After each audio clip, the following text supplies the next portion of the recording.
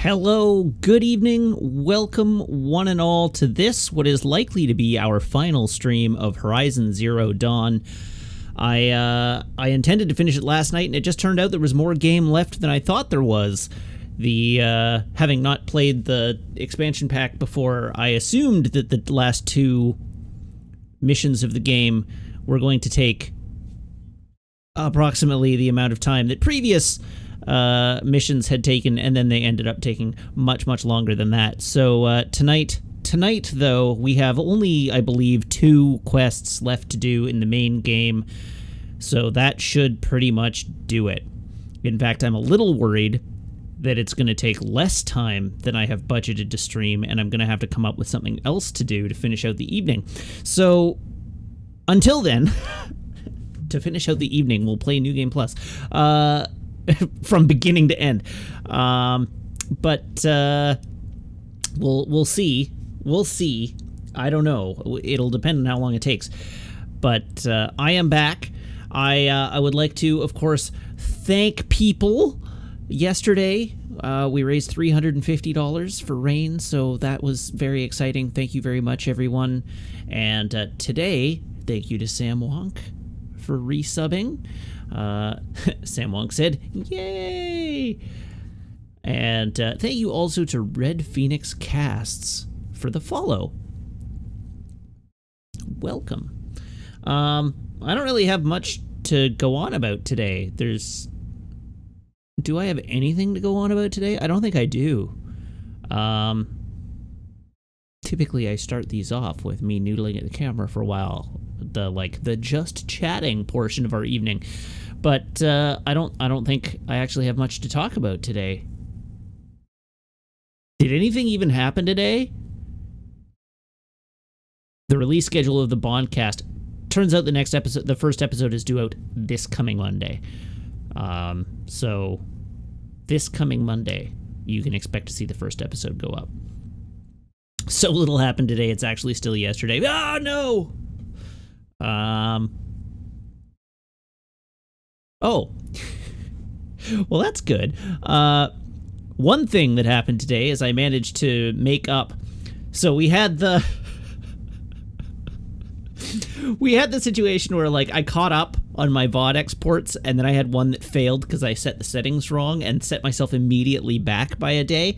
I managed to export 2 videos in the last 24 hours since I went offline last night. So I am now back up to where I should be, which is cool. I heard about the Cyberpunk anime. I didn't hear about the World Ends With You anime. That's cool. But yeah, I think that's about it. I've been basically exporting yesterday's VOD all day today, so probably by the time I go to bed, I will be able to have uploaded yesterday's video, the day before's video, and have tonight's video exporting.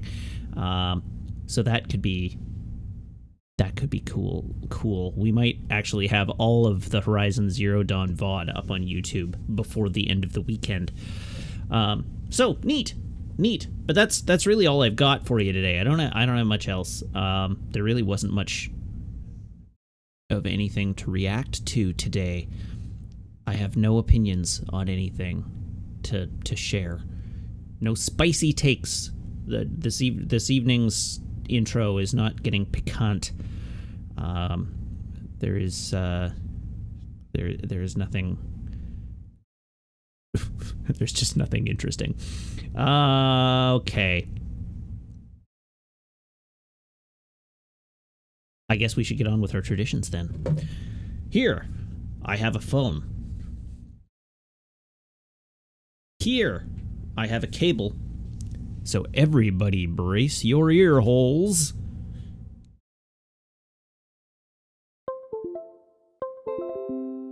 Speedy. That one came and went quick. Oh god. So much junk piled up on my computer right now that it's like all so precarious. Alright, so the second tradition of the day. Once again, brace your ear holes. That was a pretty good one, actually. Tonight's beer of the day is from Phillips Brewery, which is one of my favorite breweries. It is the Short Wave West Coast Pale Ale, which is one of my favorite beers. It is not a beer that is new to me. This is a standby of mine. It is described as being light in color, moderately malty, slightly more hoppy, and the copy on the can says, "Scan through the static and discover the short wave. This wireless beer transmitter features an uncensored malt body electrified with bright citrus hops, with sweetness and bitterness dialed to balance. Enjoy this frequency frequently." That's good copy. That's actually really good copy. And the label is sweet. The label on shortwave is awesome. And Meg wants a sip. Apparently I can have a first sip.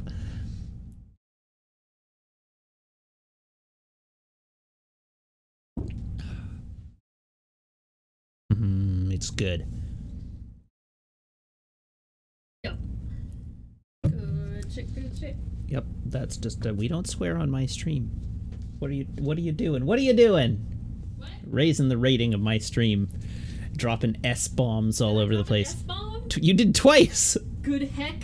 Good heck. Well, say whatever I want to. I'm having this one. Unless you wanted this one. No, go ahead. Alrighty. So now those traditions are out of the way, and we're only 14 minutes into the stream. I need to have like another 15 minutes of content here before we start, or this stream's going to be over very early. All right. Let's kick things off. Hey, look, it's a PlayStation. Let's play station. Talk about Star Trek for an hour. I probably could. Hey, Electrodyne, googling 10 or cheering 10 pit, saying, "Okay, Google butts." It's true. I have sworn a few times on stream. I am not above reproach in this particular regard. Okie dokie. Let's head on over to the campfire.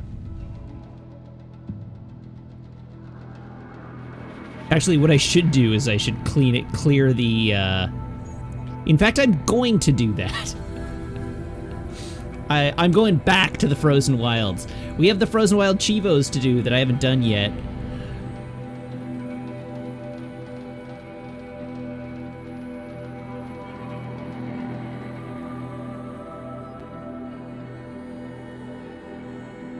Like, what Chivos am I missing?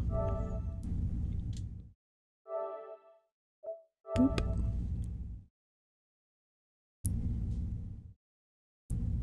It's all the feats. It's all the Frozen Wilds feats that I haven't done. Like, I need to do 5 dismount strikes and repair 5 machine types. Oh, right, and these, which is going to be just a huge pain. Where do I even find another Fire Claw? Kill 6 Fire Claws.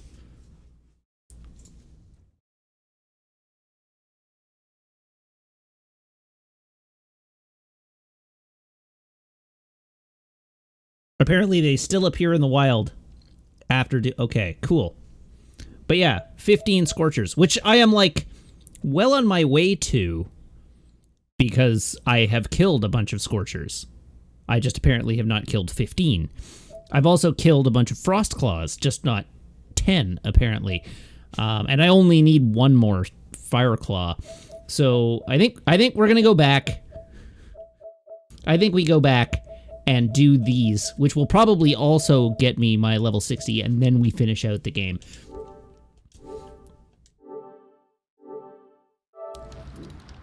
Let's go on a Chivo hunt. I'm not ready to depart Horizon Zero Dawn yet. Okay, where did I fight the rock biter? Up there.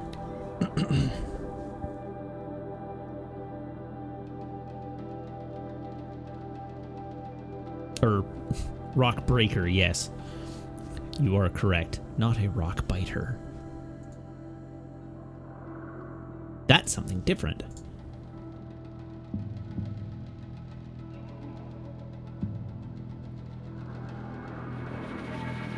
Does the PlayStation not give you progress on achievements? Not that I'm aware of.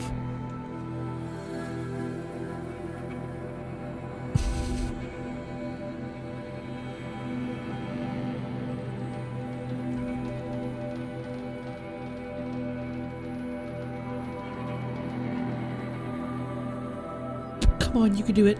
I believe in you.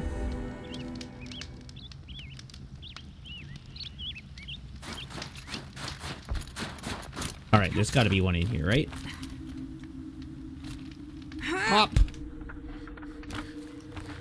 Ah, there he is. Look at him. Hey, buddy.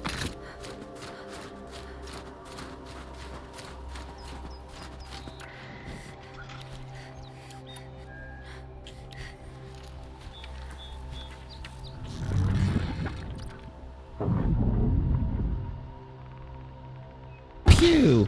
Whoops. Well, I have angered the bear.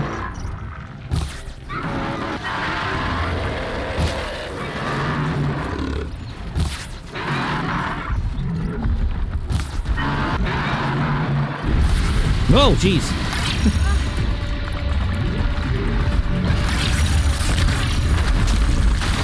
I shot that explosive pellet right underneath him.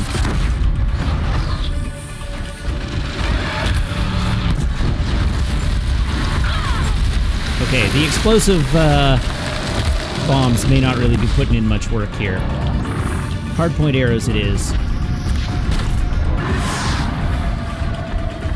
To the exclusion of all else.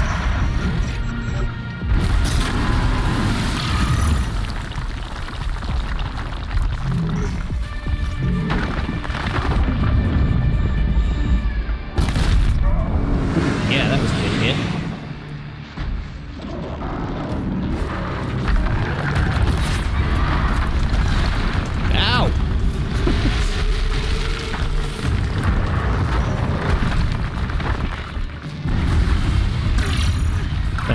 Oh, I see what's going on.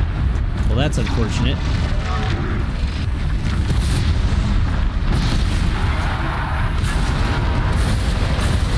Yeah, look at that hit. 600 damage right in the face. Ow!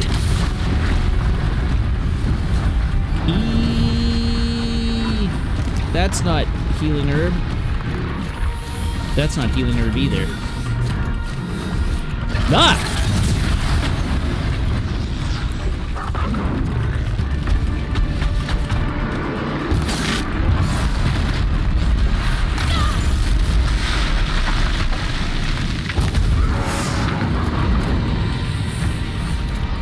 I feel like every time I hit him, I just make him angry. That sure was a rock.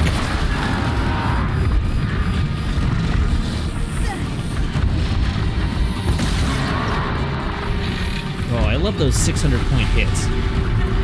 That's where the real money is.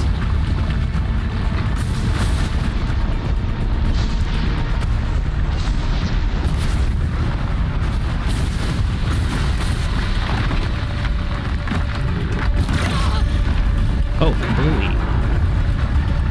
That hit for huge damage. I'm not even clear on what hit me there.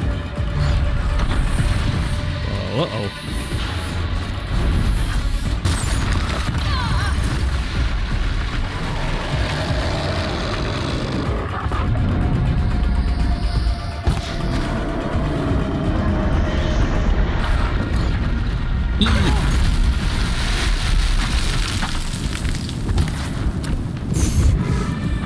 Oh, I surely missed.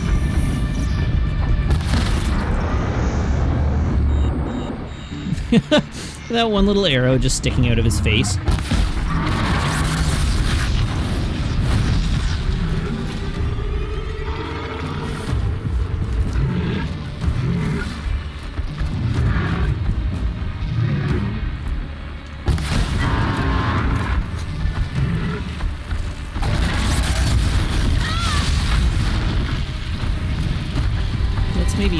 swipe. Or elbow dropped.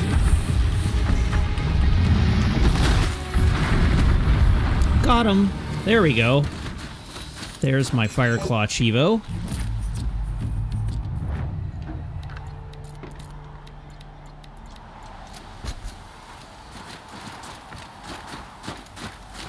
Easy peasy. Now I never have to fight one of those again.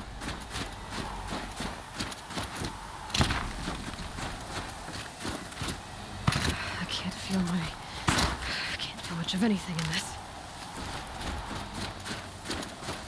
Dr. Fox, yeah, I completed the story yesterday. So we are going to be finishing the main campaign tonight.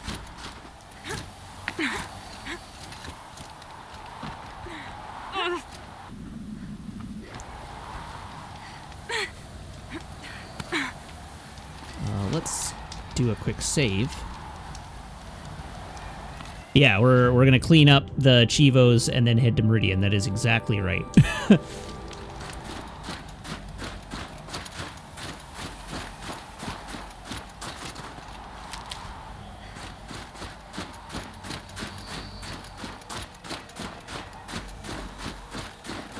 And then I said I wouldn't go to sleep until I finished New Game Plus. I did say that. Or something like it. I think that's a terrible idea, and I'm not going to hold myself to it. But you're right that I probably did actually say that. May I inquire what is on tap tomorrow? I think tomorrow I begin a playthrough of The Last of Us 2. I think I have decided formally that I am going to play it. It should take about a week. But I need to play it in order to be able to determine how I feel about it. So we got to get it out of the way. And the only time I play video games is on stream. So if I'm going to play it, I'm going to play it on stream.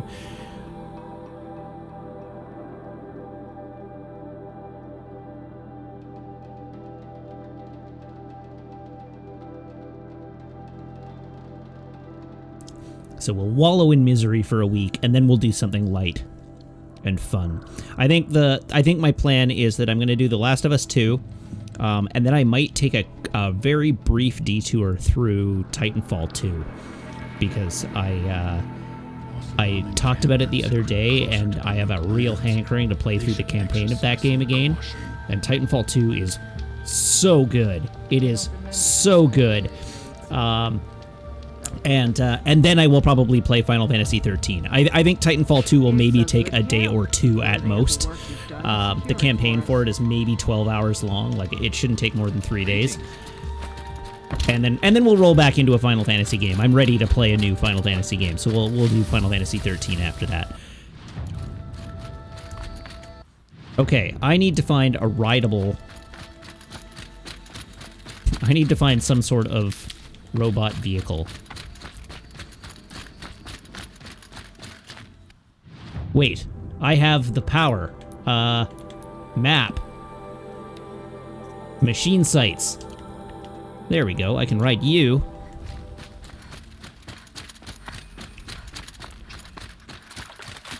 There we go, we'll sneak up on that one right there and override it. Wait, I don't need to do that. I can just call a rideable vehicle. Hello! How's it going?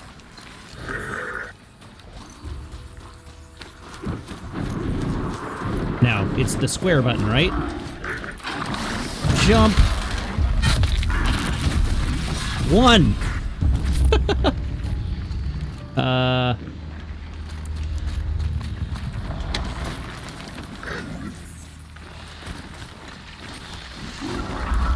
2.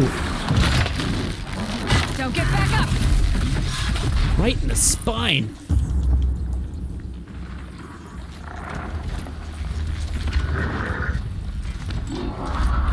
3.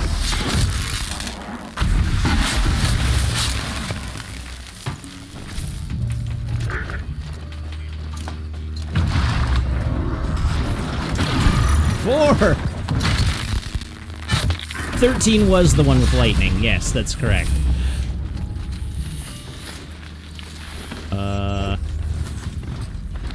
Why didn't I do this earlier? This is really easy.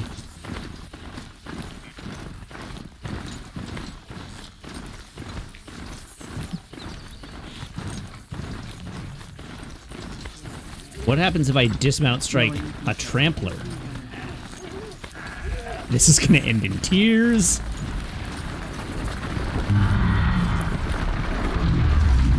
Oh, I can't dismount strike a trampler apparently. That doesn't work. Okay. Well, now I know. There, this is a good way for my robot to get destroyed. So that I can heal it. Which of you can I dismount strike? Oh, I missed.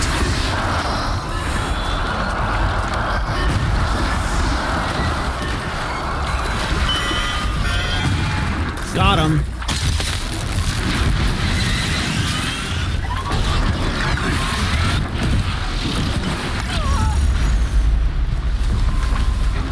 Wait, why didn't I get a Chivo for that? Ah! There we go. Repair. Can I mount the currently on fire charger? I sure can.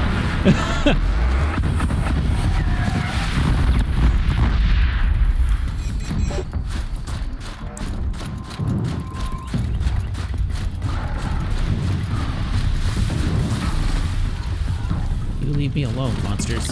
All right. We sort of did Yoshi that charger, didn't we?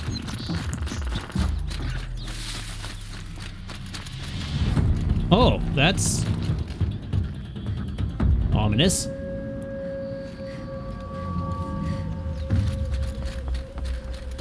All right, let's do something really stupid.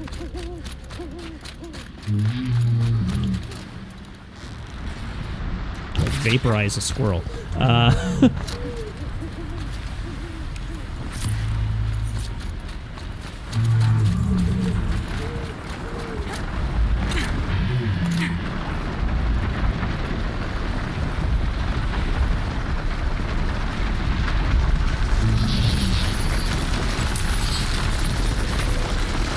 Working. Why did his horns fall off?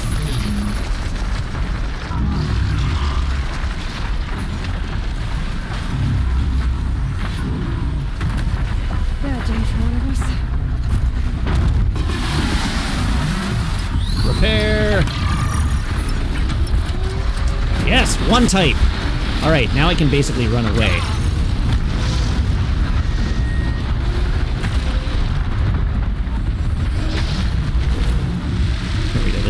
One robot type repaired.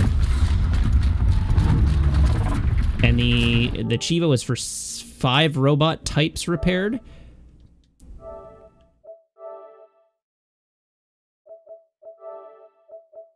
Five machine types repaired. Okay.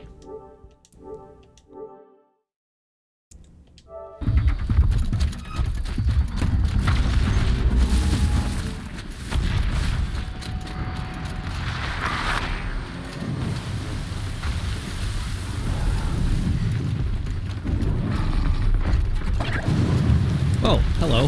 That's a Scorcher. I should probably fight it.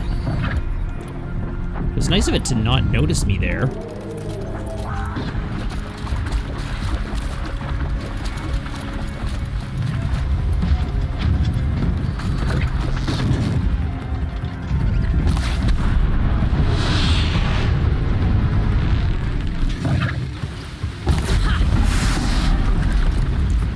Yeah, component removed.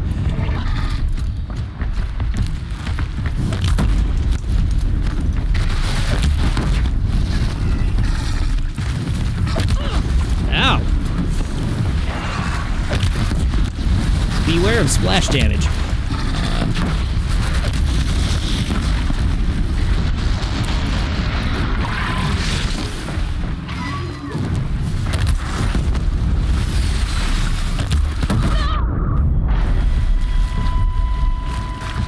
Like he's just face down in the drink.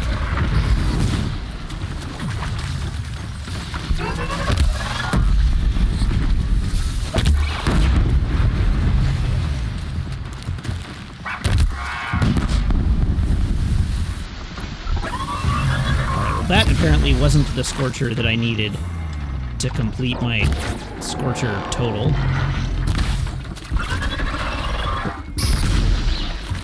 I can't override you while you're aggressive, can I?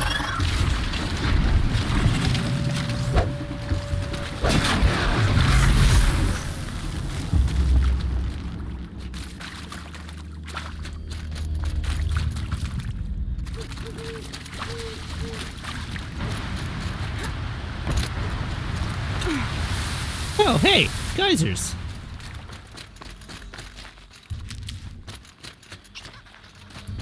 Okay, I don't want anything to do with those because I've already repaired one.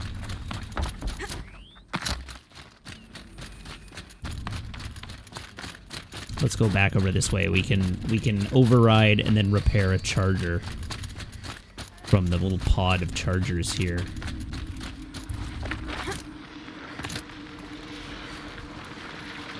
Do not turn around. This'll be quick.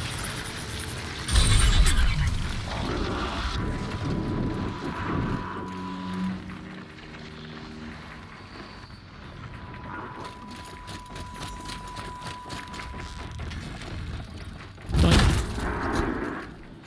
Really? You're running away? Doink. Fascinating, if they weren't looking for me.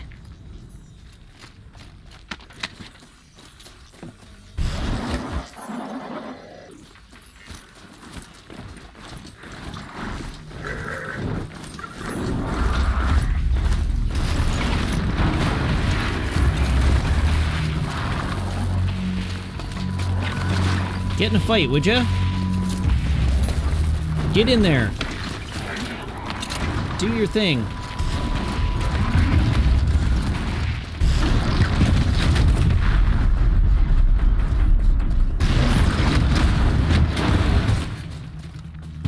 Very good. Oh, it took no damage. Alright, well, that's less good. I've discovered a problem.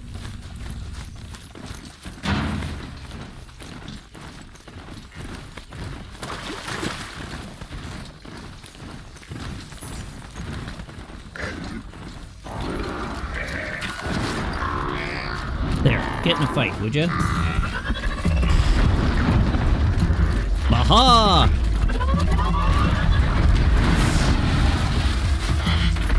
Run away! Oh, okay. Sure, why not? Come on, stand up.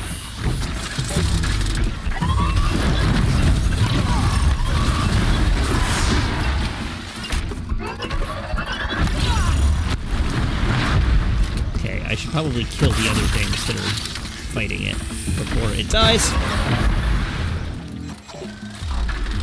Here, buddy.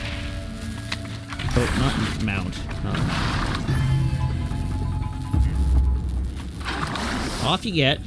Here we go again. Oh, I see what's going on. Off you get.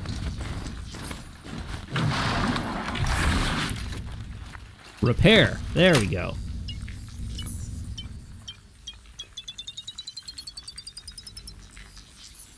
Okay, 2 enemy types repaired. Now we need to go find another enemy type.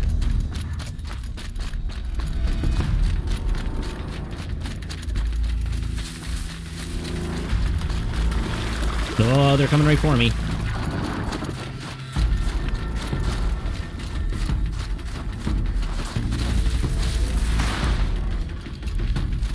Let's maybe go for one of these fellowbacks. Surely this will not be positively a disaster. A hilarious mess.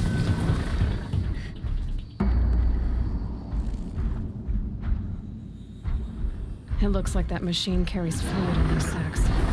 Not sure I want to find out what kind.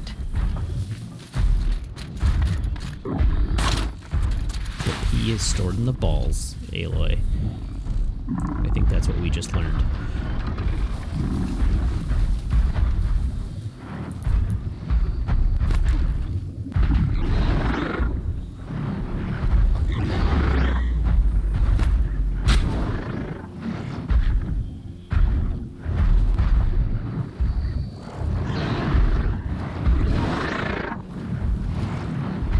Come on.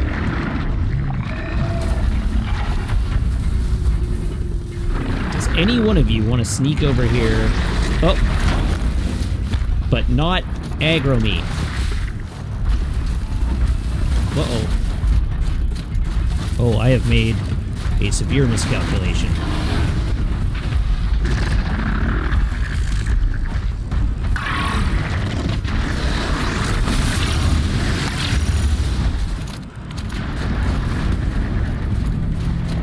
They do seem to be super into aggroing me, don't they?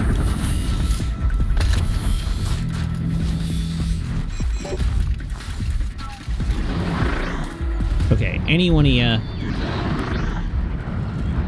come over to this little pile of grass and stand here just long enough. Oh, they're demonic. I can't override them.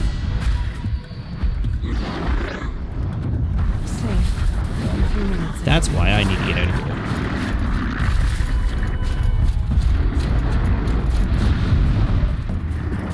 I really, truly don't need to be doing this here. Frostclaw site, Bellowback site, Charger site. Snap Maws.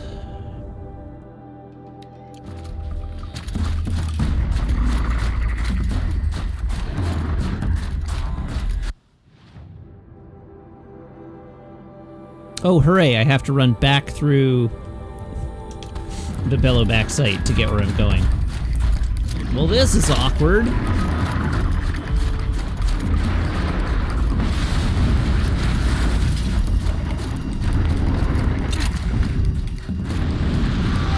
How can you tell what type they are? Well, you can use your focus to look at them, but if they have purple tubes all over them, they're demonic and can't be overridden.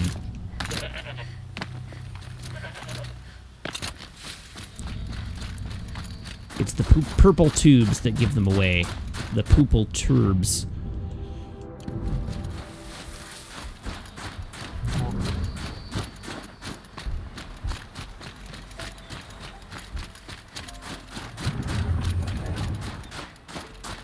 Red leaky tubes are corrupted, yeah. That's correct.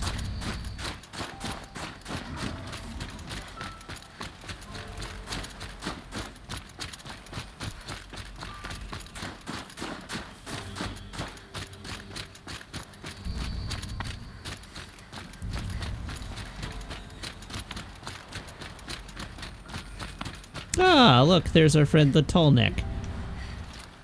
Alright, 200 meters that way. Which looks like it may be a little challenging to get over to without dying horribly. Like this. Oof. Aha! Much better, much better.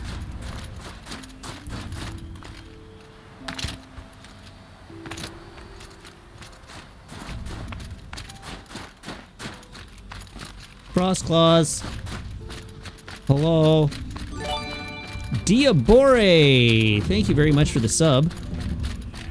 Oh, you know what I forgot to do? I forgot to do that. Oh, I can hear the Frostclaw. Even if I can't see it. I'm gonna fix a thing here real quick. There we go.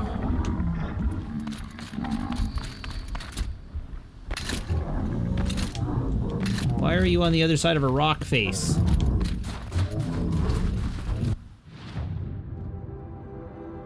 Alright, fine. No shortcuts for me, I guess.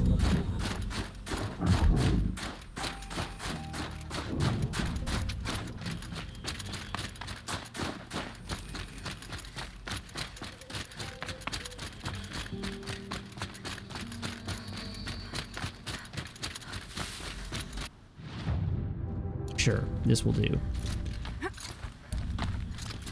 I can climb.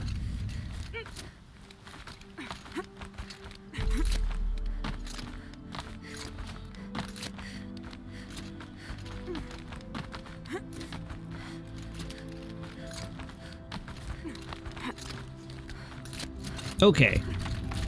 Hello, Mr. Frostclaw. Hello, Mr. Demonic Frostclaw, which is unfortunate. I was hoping to be able to override one of these guys. Demonic Frostclaw, Demonic Frostclaw, Demonic Watcher. Are any of these guys not demonic? There was a third one. The third one is a normal Frostclaw. Okay, normal Frostclaw is my new friend.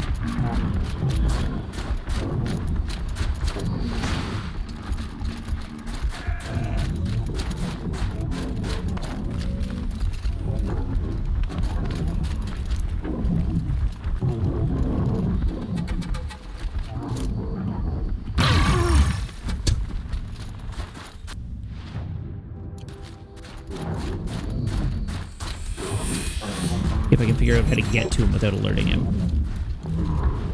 Or any of the others. Okay, we need to go wide. I need to play this very, very carefully.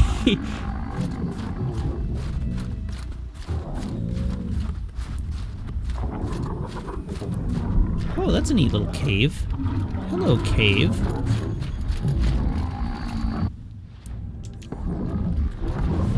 No!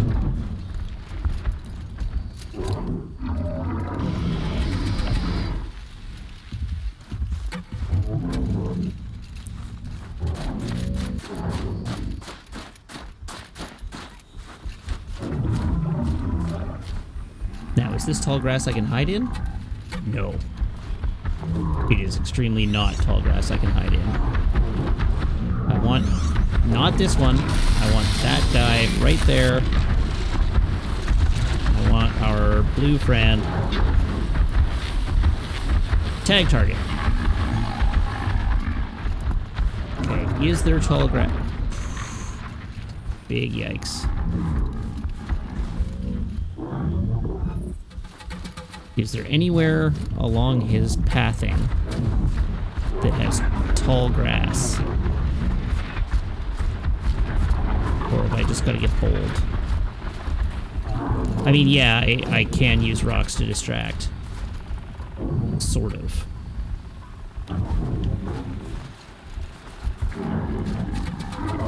Stop looking at me.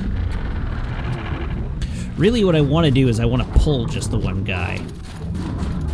And get him Snoopy.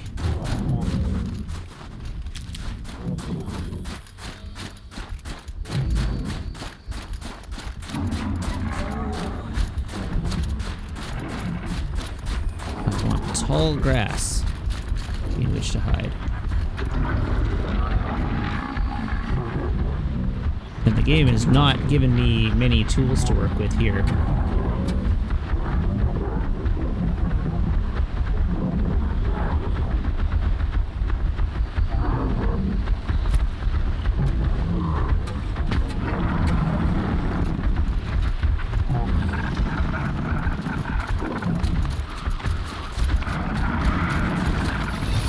Do the thing, do the thing, do the thing.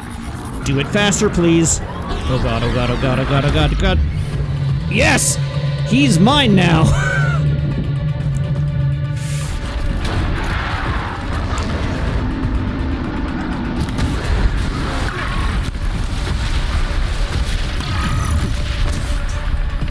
Okay, next step is to get in there and heal him.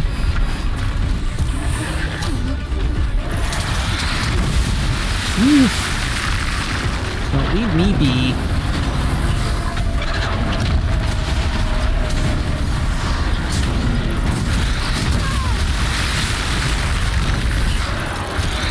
Where is he?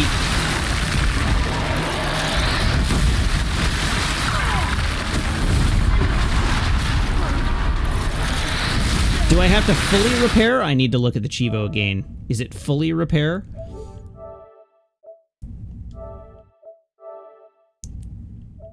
Or is it just succeed in repairing? Used the machine repair or mount repair skill. So he should count. That should count as 3 enemy types repaired now.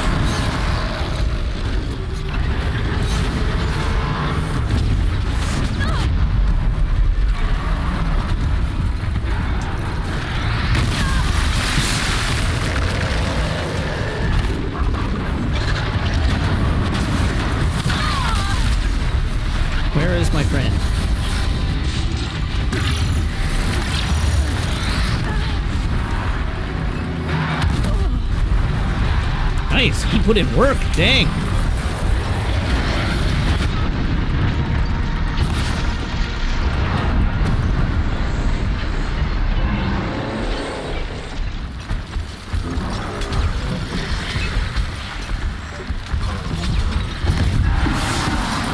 right, it's time for you to go. Uh-oh.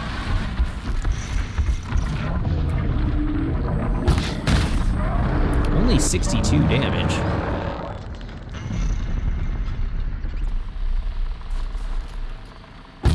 Here, alert. That's what I was looking for.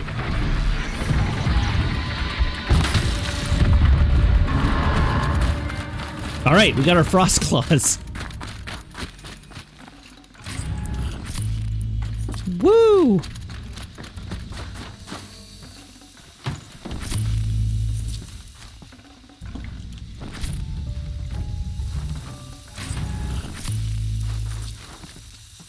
What is this? Oh, a badger. A badger bought the farm in the middle of that fray.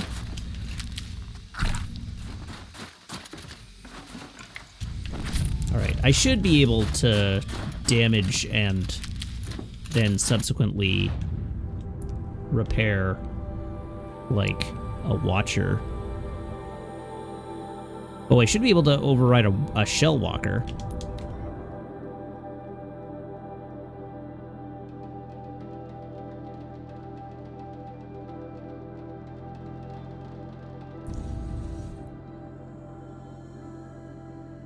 Let's find out. Let's experiment. Yeah, we'll make a crab friend.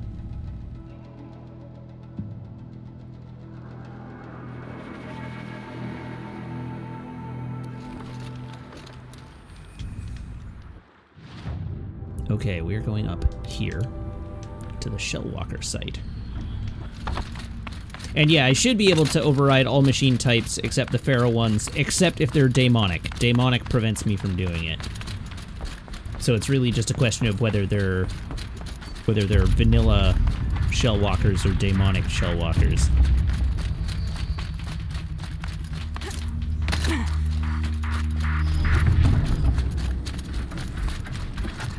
These are all daemonic, which helps me not at all. Are there any secret non-daemonic Shellwalkers? Okay, that doesn't do me any good, so let's go here.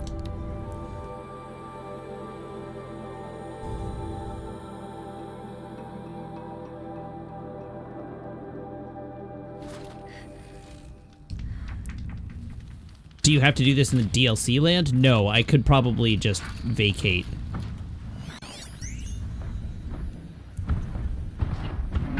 Okay, that is a daemonic Scorcher. That is a daemonic Longleg. That is a daemonic Longleg. The only reason I'm doing it in the DLC land is because I do need to kill, like, X number of enemies of given types. Where did that long leg go? With Ah, those there it legs, is. that machine looks as fast as it is loud. Be careful. Well, I surely did blow it up.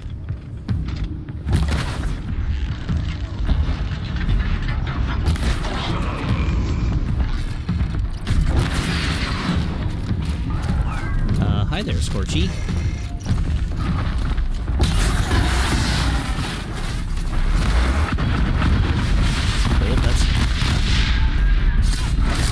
Oh, hi.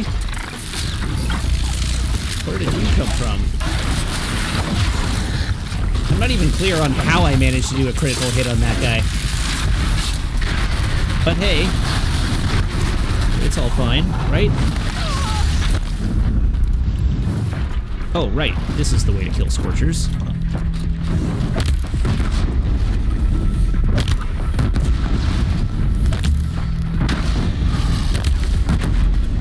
Just hit it with a lot of bombs.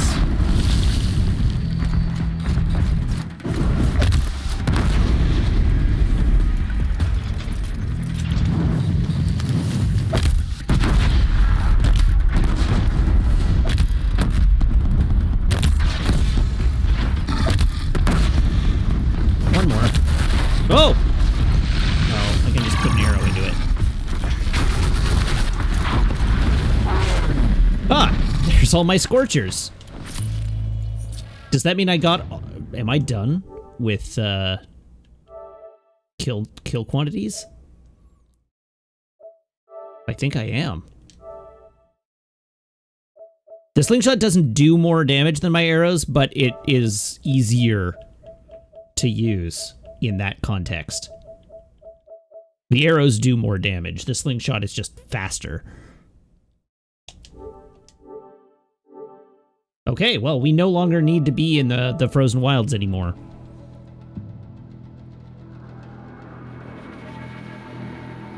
We can just vacate out to, like, that Strider site, probably.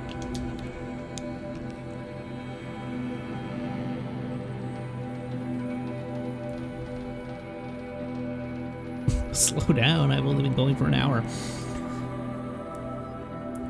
Alas.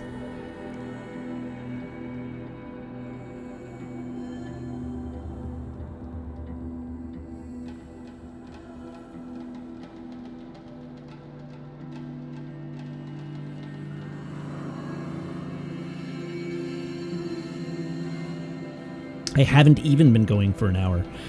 I haven't even been going for 50 minutes yet.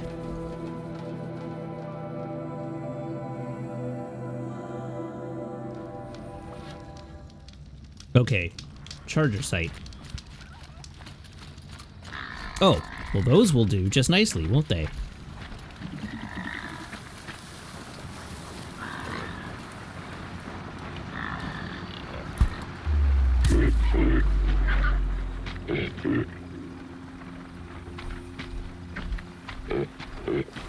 Yes, come here.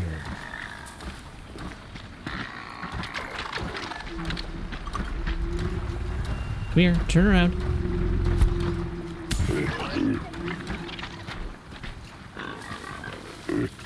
Come on. Grazers. Can override them if I don't speak them. Come on. Come here.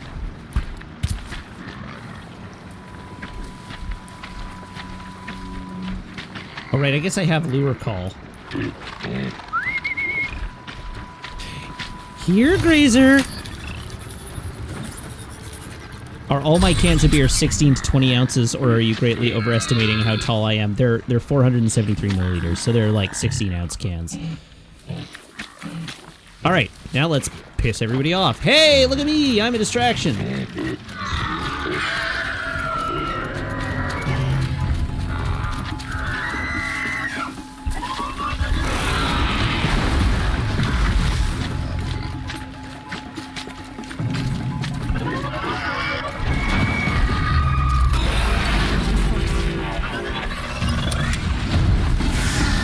No! Don't you kill my friend! He's my friend. You can't have him.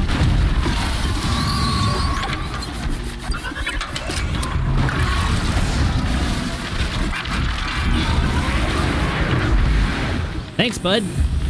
Well, that was fun. Let's keep going to the charger site, or Strider site rather, and that should actually be number 5.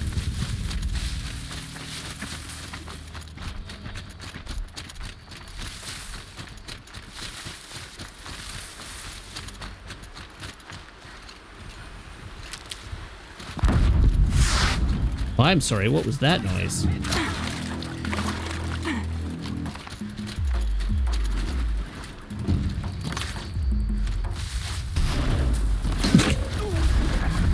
Cool. They aggroed all the Striders, and now there are none here to override. Nice work, NPCs. Good job. Great success.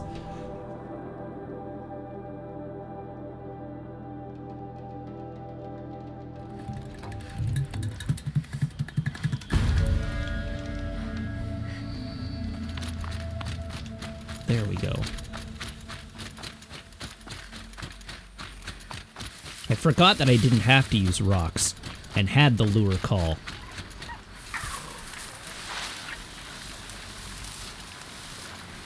Hi, friend. You're mine now.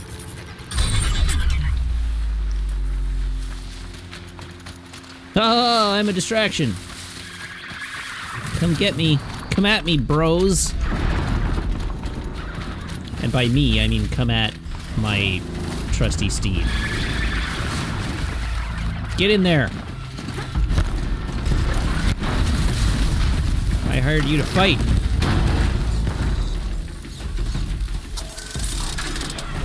I do not want to mount the Strider, I want to repair the Strider.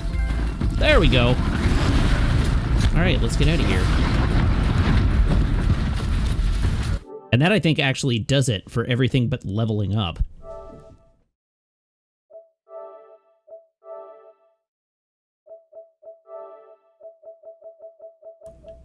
Yeah, all I got left is to hit level 60.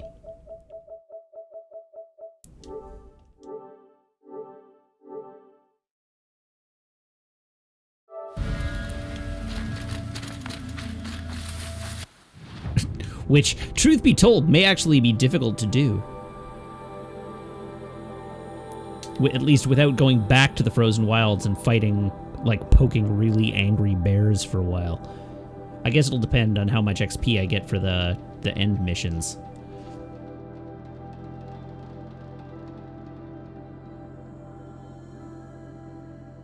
Hello, Laron. You're back just in time for us to move on to the plot. I cleaned up all the Chivos. There are no Chivos left for me to clean up, except the ones that I'm never gonna do.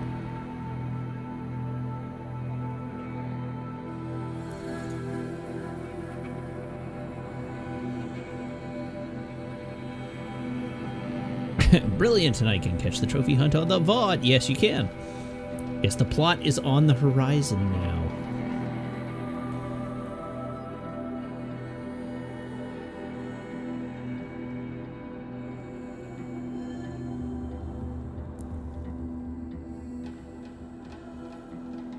New Game Plus while only turning left. Do a Tripcaster only run, where I'm not allowed to use any weapon other than the Tripcaster. Or a spear only run, actually, would be quite something.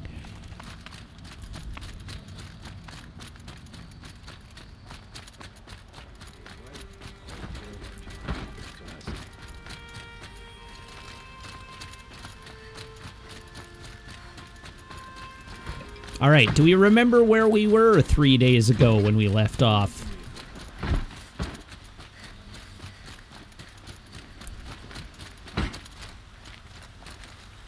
Watch out for the Oseram merchants. They'll as soon cheat you as look at you. We didn't piss off the Sun King, though. The Sun King is a good guy. He's on our side. It was the fake Sun King, the warlord at the head of the Shadow Karja. Sun King Avad is still a reasonably decent human being for the most part. Hold on. I saw lore. I saw a lore marker. Right there. It's beside him.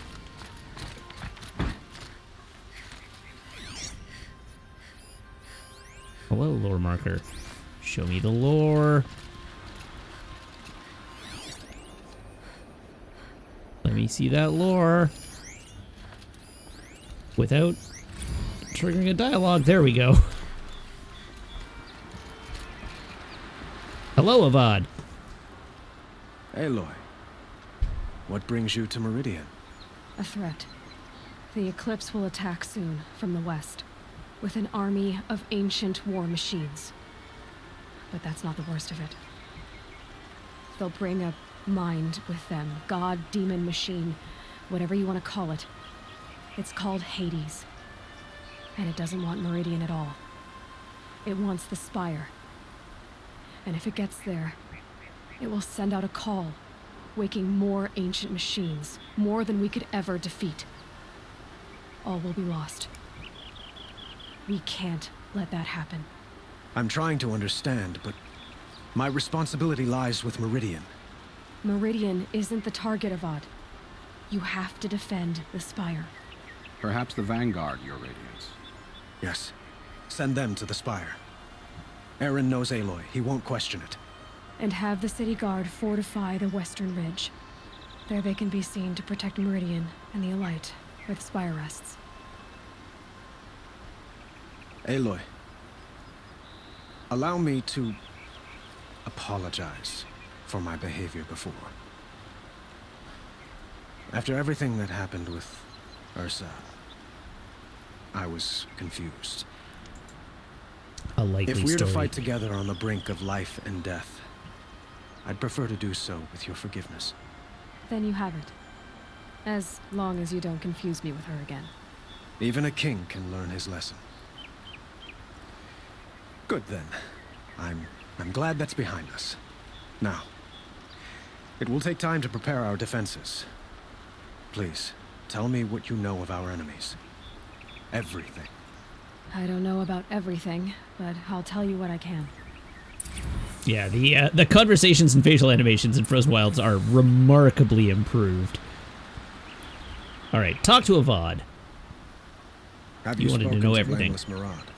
Not yet, but I will. He wishes to speak to you. Defensive preparations are his responsibility. All right, let's talk to Blameless Marad.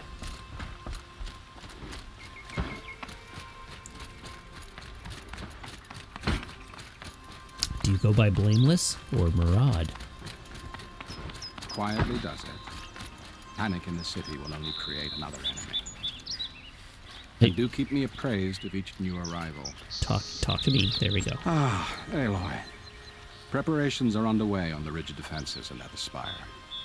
Word was sent to every corner of the Sundom. Our allies offered their steel. Some came for Meridian, others for shards. But many came for you, by name. For me. Don't be so humble. The ridge will be the front line. That's where the city guard are holding? Yes, bolstered by some of the irregulars I spoke of before. The Oseram cannons that thundered Meridian's walls in the Liberation will now defend us. You're welcome to tour the defenses. I believe you. And the Spire. Erend and the Vanguard are there? Indeed. Clashing breastplates together and testing out their battle cries, I suppose. A number of the Nora have also arrived at the Spire. They have resisted the offer of a royal audience. Perhaps you could parley with them. I will. I suppose all we can do is wait for the attack. Exactly. It's not a feeling I cherish, but our spotters at Evening Sign report there's still no movement in the west. So, if there's more you need to do elsewhere, seize this time to do it. Otherwise, I've made the apartment of Olin Delverson available to you. You can sleep there, if sleep comes. This is your last warning. Do anything. Okay, so visit both defense sites. We can go to the ridge, we can go to the Spire. Rest before the final battle. Preparations at the ridge.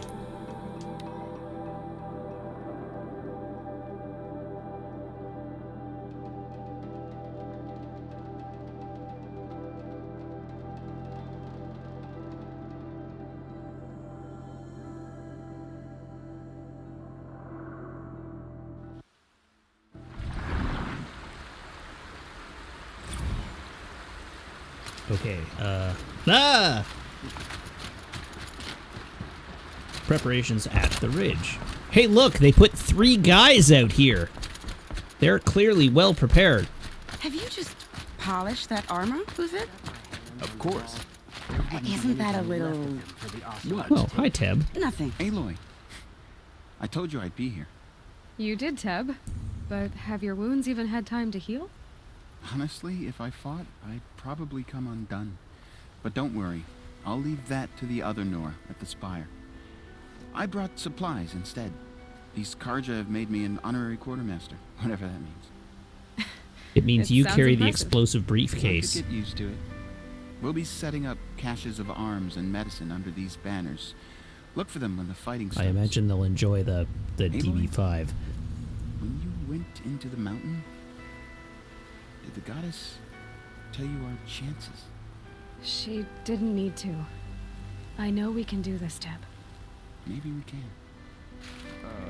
Poor feet. This place. Well, I don't want to talk to Tab. I want to couldn't loot be this more crate. different from the sacred land, could it? Shut up, Tab. I want the crate. Review preparations at the ridge.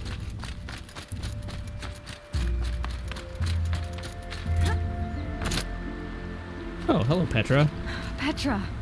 Here she is, the guest of honor. I knew there was something about you. Hammered from the stuff they make leaders out of. And I don't say that to every Nora girl who blows through my town. What, all That two happens of to them you in a your lot? entire life? Had to build a wall to fend them off. Good thing I'm persistent then. I've missed our little talks. Murad asked me to look over the city arsenal. I've been gone like These 3 guns have days, aged well. Petra. Cool your That runs in the jets. Osram, no? They were the pride of the Mainspring Forges. So I've taken greater pride in improving them. Can I try one? Everybody wants a turn. Have at it then. The target should put up a little less of a fight than those bandit raiders did. Well, there's a giant gun.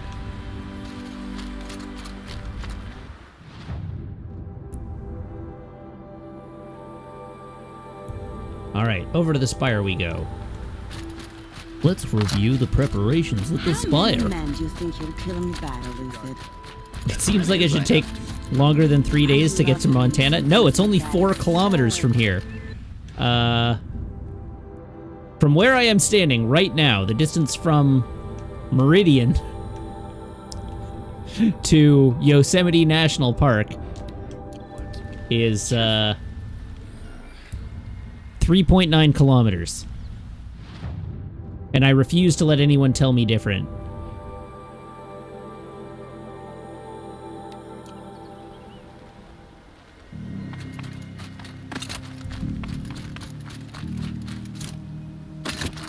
I don't want to think about what would have happened. Yeah, that's it. That's America.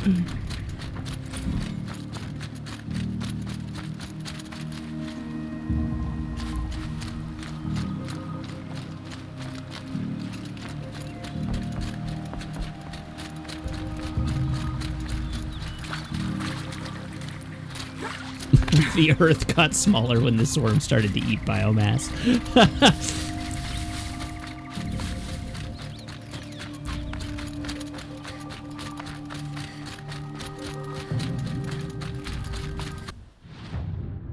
Oh. Did I ever even go up to the spire at any point during this game? I don't think I did.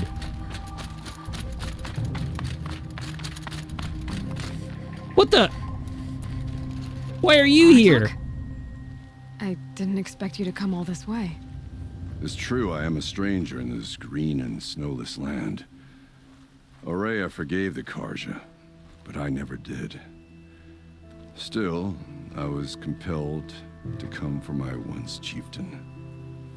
It's good to see you leading again. This young ice hunter seeks to prove herself also. Her spark reminds me of Aurea's in our youth. And I'm proud to take my place behind you on this hunt. A great challenge. I was just thinking, Never isn't he prevail, right? hot? There is no other way. Like, I feel like he's a little overdressed. Hello, You were Aluki. the hunter from the Banuk Grove. I remember you also, Nora. The machines shook free of their slumber after you arrived. Raged and fought. Well, that wasn't my fault. No, I'm thanking you. That night, I decided I would not go back to Banur. I would take my hunt into these lands. So many machines, even demons. Spidery, skittering, without the blue light in them. Dead things that must be killed again. Our enemies dug up an army of them. An army. Yes, that's why I came. Good. I'll wait. Deborah asking, so how was the Fireclaw fight in the Cauldron anyway? It was long and it was tough, but I did it in one. You can see it in the VOD last night. But, like, it was a challenging fight. I didn't think it was outrageously hard.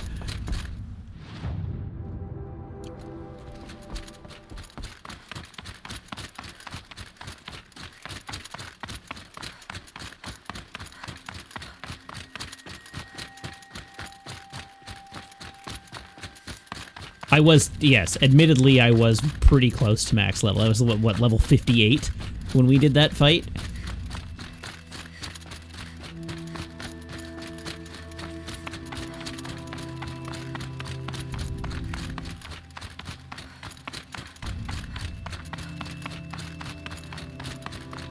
Yeah, I'd agree with that. It felt like a relatively fair fight, and it felt like,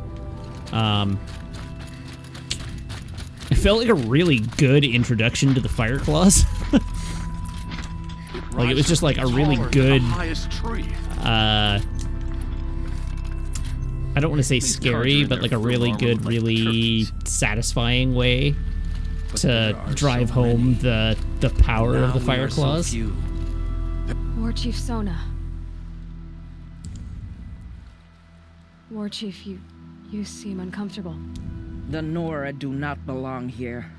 I do not belong here. I will fight the metal devil that threatens us all, but my place is in the sacred land. The wrongness here jags at me like an arrowhead. I'm sorry to put you through We get this. it, you don't like the big Do not city. be sorry. This will be ended. My spear, my word.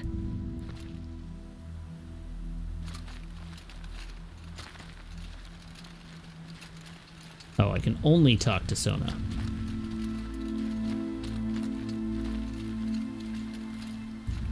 Okay, who are the other optionals? Oh, it's just preparations. Let's go there.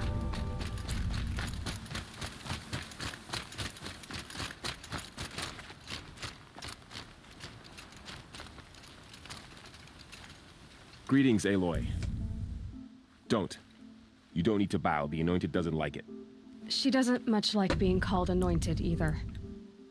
It means a lot to have you here, Varl. I gave my word. So, Meridian, what do you think? I've seen many new things since I first met you. I should thank you. Varl, what's wrong? You really want to know? All right. Hello, Night I'm in a Alien. foreign land, a tainted land, defending a faithless city that looks like nothing I've seen. From something I can't imagine. And you, after all that's happened, all you've done, I feel like I should drop to my knees and worship you, but I know you don't want that. Boy, things are pretty tough for you, huh? Thanks for telling the other Nora not to bow. It's the last thing I need. Don't be too hard on them. They only joined this fight because the Anointed bid it so. Is that why you came? No. I would have come just to see you one more time. And we must fight a metal devil, because the goddess says. Or because you say. I think the goddess and I are in agreement. We're both glad you're here. So am I.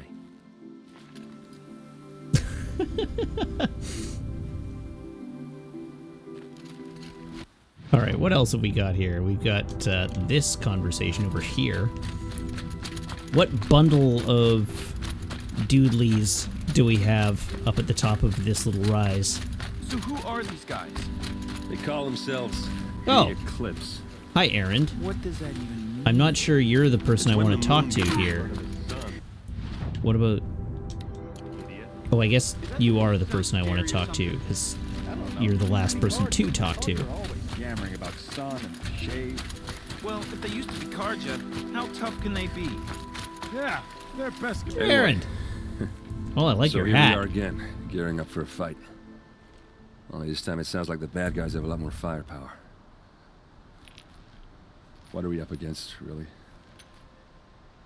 I'm not sure. His hat is so dweeby, I love it. Have machines. And if they get past us, it's not just Meridian that will fall. The rest of the world will go with it. That's big. It sounds like our kind of fight. Right, guys? Well, where do they put the Vanguard? At the front of the line! And why? Steel before iron! And what are we gonna do? Hit them like a hammer till they can't hit back! Damn right! You hear that? Nobody's getting past the Vanguard. We're here for Meridian. And we're here for you. Thank you, Aaron. Ursa would be proud. Well, only if we win. I don't think those, like, face coverings are as protective as they do.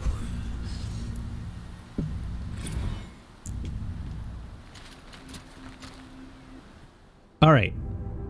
Oh, wow. Ha! I missed only one quest text data point in the entire game. I missed 2 audio logs, or 2 holograms. I missed 2 audio logs, and one of them it looks like hasn't even come yet. I did a really good job of hunting data points, dang. Except for the world data points, that I sucked at.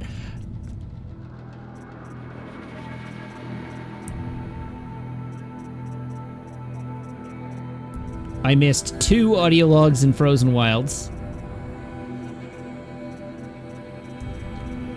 Ah, well. I hope we fight soon. Okay, we are headed back to the city.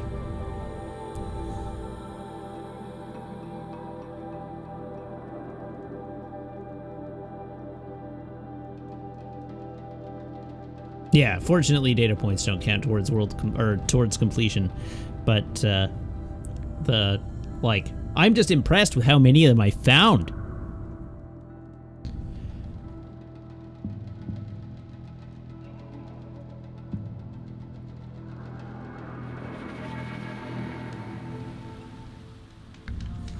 All right, back to the Sun King. Oh wait, no, I'm not going back to the Sun King. I'm going to the apartment. To the apartment, which is this way.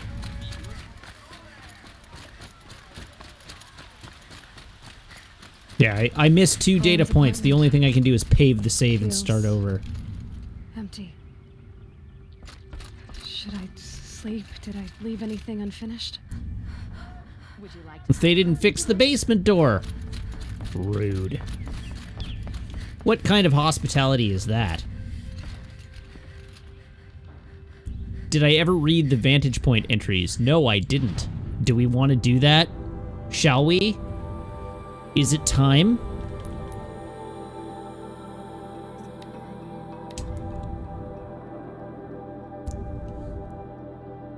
All right, I said I was going to do it. And so consequently, it is time. So let's do it. Yeah, if we don't do it now, will we ever be able to? And I did say I wanted to read all of these, so let's do it. So, the audio. Let's... Apaka Shitstorm Tour, Day 2. My father guest lectured here. A 300-level military history course on the age of human air power. Might as well have been teaching medieval siege tactics. I was 8 when he died. All right, so, text. Hi, Ma. You brought me here once to see Baba teach. I didn't know it at the time, but the class was like something out of the 20th century. He stood behind a lectern in a real space lecture hall, raising his unamplified voice to be heard by flesh and blood cadets seated in plastic chairs. This being 45 or 46, our air forces must have already been 60 to 70% automated, but the academy was still old school, literally. I suppose the quaintness of the setting fit the subject he was teaching. The age of human air power, 1909 to question mark. The cadets probably thought the question marks were wishful thinking, or willful ignorance. From their perspective, the era of the human pilot was already over, but not for Baba. I can still see the medals he kept in that drawer in the bedroom, the inscriptions in Sanskrit. Touch the sky with glory, you said one meant. Even as a Commodore in the IAF, he'd kept flying. He still remembered what it was like to sit in a cockpit with his hand on the stick and his finger on a trigger. And that's how he died, June 5th, 2048. At the funeral, some Metallurgic International rep said we should be proud he died defending the free markets. Even then I knew that was a lie. He died defending M International's claim on a tantalum mine. That's what he died for. And why stop the truth-telling there? Really, he died because M International wasn't yet rich enough to afford a fully automated fleet, because it wasn't cost-effective to upgrade a military surplus Razor Wing with improved electronics warfare gear. He died because human combat pilots were just as obsolete as the crates they put them in, and just as expendable. When he spiraled into the jungle, our family crashed with him. For weeks, you couldn't get out of bed, and then came the hospital, me staying with neighbors, even after you recovered. Even when you said all the right things and promised we'd be okay, I didn't believe it. Something had broken between us. I felt like an orphan, and nothing seemed to matter anymore, which is how I lived for the next 7 years, until it almost killed me.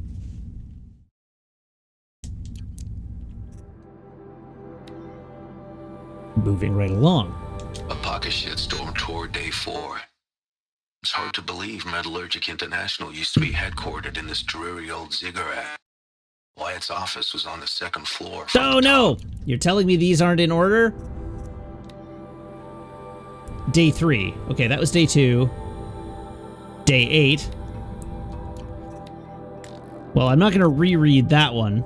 There isn't a day 12, or a day 1, is there? Oh, there is a day 1. Okay, here's day 1. Shitstorm tour, day 1. Where better to start than at the end? Or where the end started, anyway. Ground zero, where it all came crashing down. My career first, then everything else. And I mean everything. Hi, Ma. Remember how ecstatic we were when I landed a job here? Aerospace control engineer at Faro Automated Solutions, straight out of Stanford U. Saturday I was tossing a mortar board. Sunday I'm an employee of the biggest corporation on Earth. Starting wage, 6 times basic. It was a dream come true, yours as much as mine. When I found out I'd landed the gig, I waited until graduation day to tell you in person. You were so proud, you hugged me 5 minutes straight, laughing and crying at the same time, saying over and over, "Onwards and upwards, the start of great things." I thought so too. It seemed as though nothing bad would ever happen to me, to us, ever again. But bad did happen, of course, more bad than I ever knew was possible. And while I can't blame FAS for making you sick, Metallurgic gets the credit for that, I can sure as hell blame Faro for the rest. But let's talk about the end of the world later. It plays a part in this story, of course. If I hadn't found out what was coming, I wouldn't be doing this, leaving these time capsules behind. But the apocalypse isn't the story I wanted to tell. This is going to be about our family, about us. It's time to get going. I spent enough of my life in the shadow of this place. I've got 11 more vantage spikes in the trunk of this Sabara I rented, and some pretty good ideas for where to sink them. So let's get the hell away from this place and start sinking. Alright, so that was 1. That was 2. This is 4. This is 3. A pocket shitstorm tour, day 3. I was 13 when I broke in and vandalized this place. Me and that kid, I think his name was Star. It was my first arrest. A real banner day for the Mahdi family. What a messed up kid I was. Hi, Ma. Like me, Star was a problem kid, but he wasn't really smart enough to get into trouble on his own. I didn't tell him my real motivations, just made breaking into the museum and vandalizing it sound like a fun thing to do high on duster. I was only 13, but my combined interest in tech and drugs had already acquainted me with the basics of hacking security systems. I used a jammer to bypass a window alarm, and then I got to work. I toppled holo exhibits, smashed dioramas, yanked display panels off the walls, and smashed those too. I forgot all about Star until he yelped about flying glass. He was just standing there holding his cheek, staring at me with big scared eyes, whining about how this was crazy and I was going to get us arrested. He was right about the arrest. Getting caught was part of my plan, but wrong about the crazy. My one-boy orgy of destruction wasn't some kind of drug-soaked psychotic frenzy. It was a calculated attack. Not on the museum, on Wyatt. You'd started dating Wyatt a few weeks before, and I didn't like him. I wanted him gone. When you had him over for dinner, one of the many boring things he droned on about was how he served on the board of the museum and oversaw its technology purchases. Anyway, as I was saying, Star was right to think we were going to get arrested. It went down quick. Star began screaming about how he was burning all over, and next thing I knew, I was face down in a mound of expanding foam. The police bots never even warned us. Compared to Star, I got off easy. I've never been on the business end of a microwave gun, but they say it hurts like hell. I was still picking bits of that foam out of my hair a week later, though. Fines and damages came to 18 months of basic income, so it wasn't just a shame that my actions brought down on the family, but financial catastrophe too. Which is why the plan backfired. I didn't push Wyatt away, I handed him a golden opportunity. He stepped in and paid the bill, and it was only another month or two before you got engaged. It's weird, but lately I've been dreaming about that night. I keep seeing that first projector I toppled, watching that hologram of a pioneer woman slew sideways and spin to the floor like a bowling pin as the emitter crashed over. A zap and a flicker and she was gone. History shorting out. Kind of like now. I wonder if anyone will survive to build museums about us.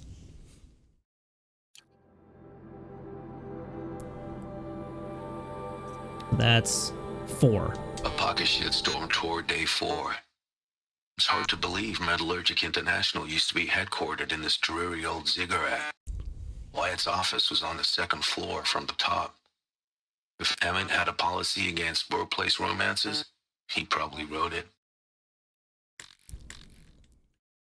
Hi, Ma.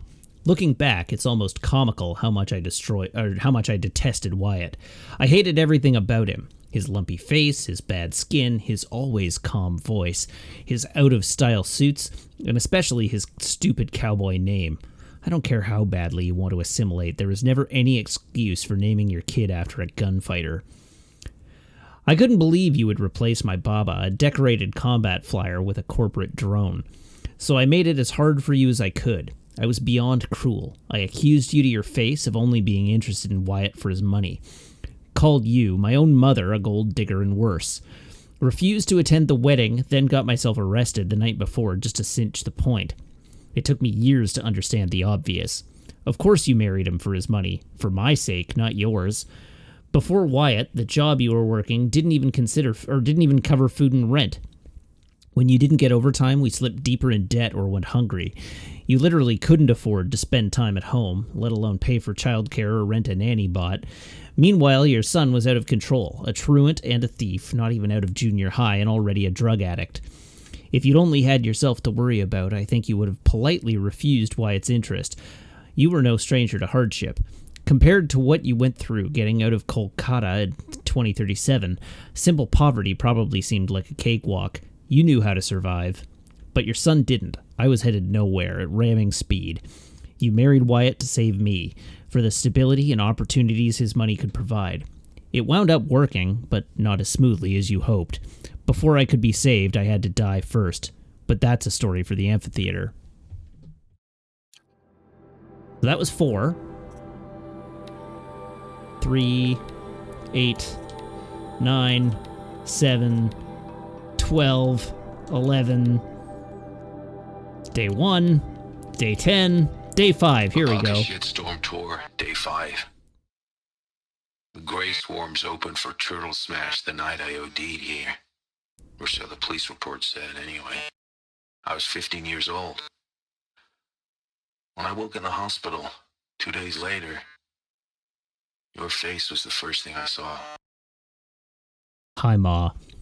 I don't remember anything about the concert. The bands, the music, the crowd. I was too throttled on skydive and Snake that night to distinguish the thunder of bashcore from the roar of blood in my head. And then I ran across a pusher who was selling Razor Wing for $8 a tab. That's right, Razor Wing. A certain designer stimulant named after a certain late 30s fighter craft that our family had a certain unpleasant association with. So I declined the offer. Heeded the ominous portent, and got the hell out of there, right?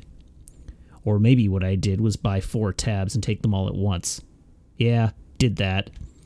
According to the police report, I went berserk and attacked the pusher, then set fire to his stash, then went after the security drones that showed up. I didn't get far. The drones put 50,000 volts through me, which wouldn't have been such a big deal if my heart hadn't already been hammering along at triple time. The shock flat out killed me. The medbots came fast as they could, but the first glitched out and the second got hung up in the crowd, so I was dead for almost 2 minutes. And even after they revived me, my condition was touch and go on account of all the substances sloshing through my veins. When I came out of the coma, your face was the first thing I saw. You'd been crying, your makeup was smudged, dark lines down your cheeks. When our eyes met, I expected you to start yelling. And weak as I was ready to yell back. Not even a coma could break my defiance. But you didn't yell. You quietly asked Wyatt to wait in the hall, then pushed your chair right up to the edge of my bed and took my hand. I wanted to jerk my hand back, but I couldn't. It wasn't the strength of your grip that stopped me, but the warmth of your hand, the gentleness with which you took mine. When you spoke, your voice was quiet, just above a whisper. When I lost your Baba 7 years ago, you were my only reason to go on living. Your gaze lifted to the medical equipment surrounding us, the tubes and blinking lights. You shook your head. Why do you live like no one loves you? Don't you realize that if you die, all my hopes and dreams, all the hopes and dreams of your father die with you? You reached and touched my hair like a thundercrack. Like a thundercrack, I broke. Or maybe I was just snapping back together. I lay there sobbing for what felt like years.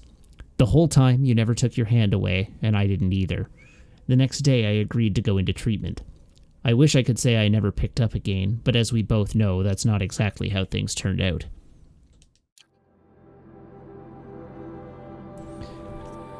This one's next. 6. A pocket shitstorm tour, day 6. I was fresh out of rehab when we saw the metallurgist play the Hearts Wayfarers. The M in Jersey looked pretty funny. Hopefully you're sorry.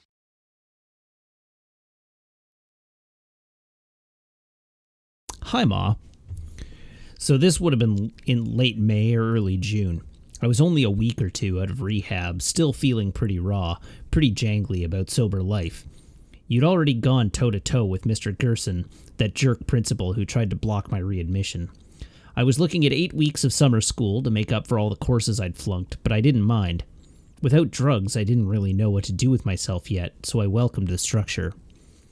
The metallurgists were playing the Wayfarers, and as usual, Wyatt had box tickets. But this was the first time I'd agreed to go. Hell, it was probably the first time I'd ever agreed to do anything as a family. In retrospect, I'm surprised Wyatt was willing to bring his hellion stepson to a public event so soon. I'd seen teams slug it out on Hollow before, of course, but seeing it in the real was a whole other thing. The size of the machines, their speed, the way they bashed each other to pieces, it was intense. And all at once, my fascination with tech, which had kind of faded as I'd sunk into the drugs, came roaring back. When Homi Rahman, the team's chief engineer, stopped by the box at halftime, I was all over him, blasting him with questions like a one-boy press conference. Looking back, it wouldn't surprise me if you took me to that game hoping to get me excited about tech before I headed into summer school. Or was it that you wanted me to catch a glimpse of corporate privilege? It was always your dream that I'd end up in engineering or business. Well, there was plenty of engineering on display when Conor 12 scored with an 18-meter rocket jump, and plenty of VPs and even C-levels in the box with us when we cheered the goal. Yeah, it was a setup. You knew what you were doing. Always did. Okay, so that's set 2, number 2. 7. A pocket shitstorm tour, day 7. I was 3 months out of rehab when we went camping out here. Wyatt went to sleep early, so it was just the two of us when we stayed up and watched the Perseids. After, as we talked about the stars and space tech, I suddenly knew what I wanted to do with my life. Hi, Ma. It was August. Summer school had wrapped and I'd aced my courses, so I was heading back to 10th grade with a good head of steam.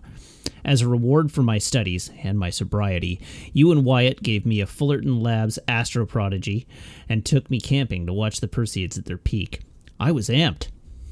Wyatt spent all afternoon struggling with a self-constructing shelter he'd bought for the trip, until finally he gave up and built the damn thing manually.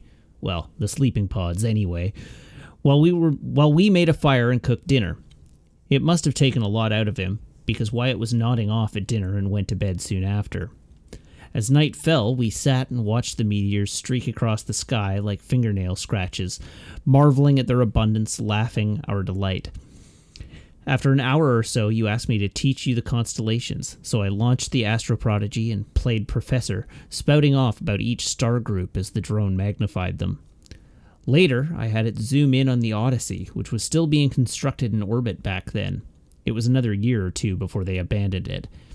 We could actually see the robots building it, zipping across the hull like little fireflies, so I jabbered about that, which got me started on yammering about the robots that Pharaoh and other corporations, even Metallurgic, had begun sending up to mine helium-3 from Luna and metals from the asteroid belt. The more I spoke about space tech, the more excited I became, but I was getting cold, too. Deserts at night are like that, so I sat back down next to you and we huddled under the camp blanket. For a little while, we were quiet. I wanted to say what I was thinking, but it felt ridiculous. But then Wyatt snored explosively from inside the shelter, and we giggled. Our laughter seemed to make an opening for me to just go ahead and say it, that I, your delinquent son, who'd almost flunked out of high school, who'd nearly died of an OD at a Bashcore concert, wanted to be an aerospace engineer and make the sorts of machines we'd been talking about. Robots to gather resources in the solar system. Maybe even ones that could travel to other stars and colonize new worlds. You looked at me and smiled. Then that is what you will do.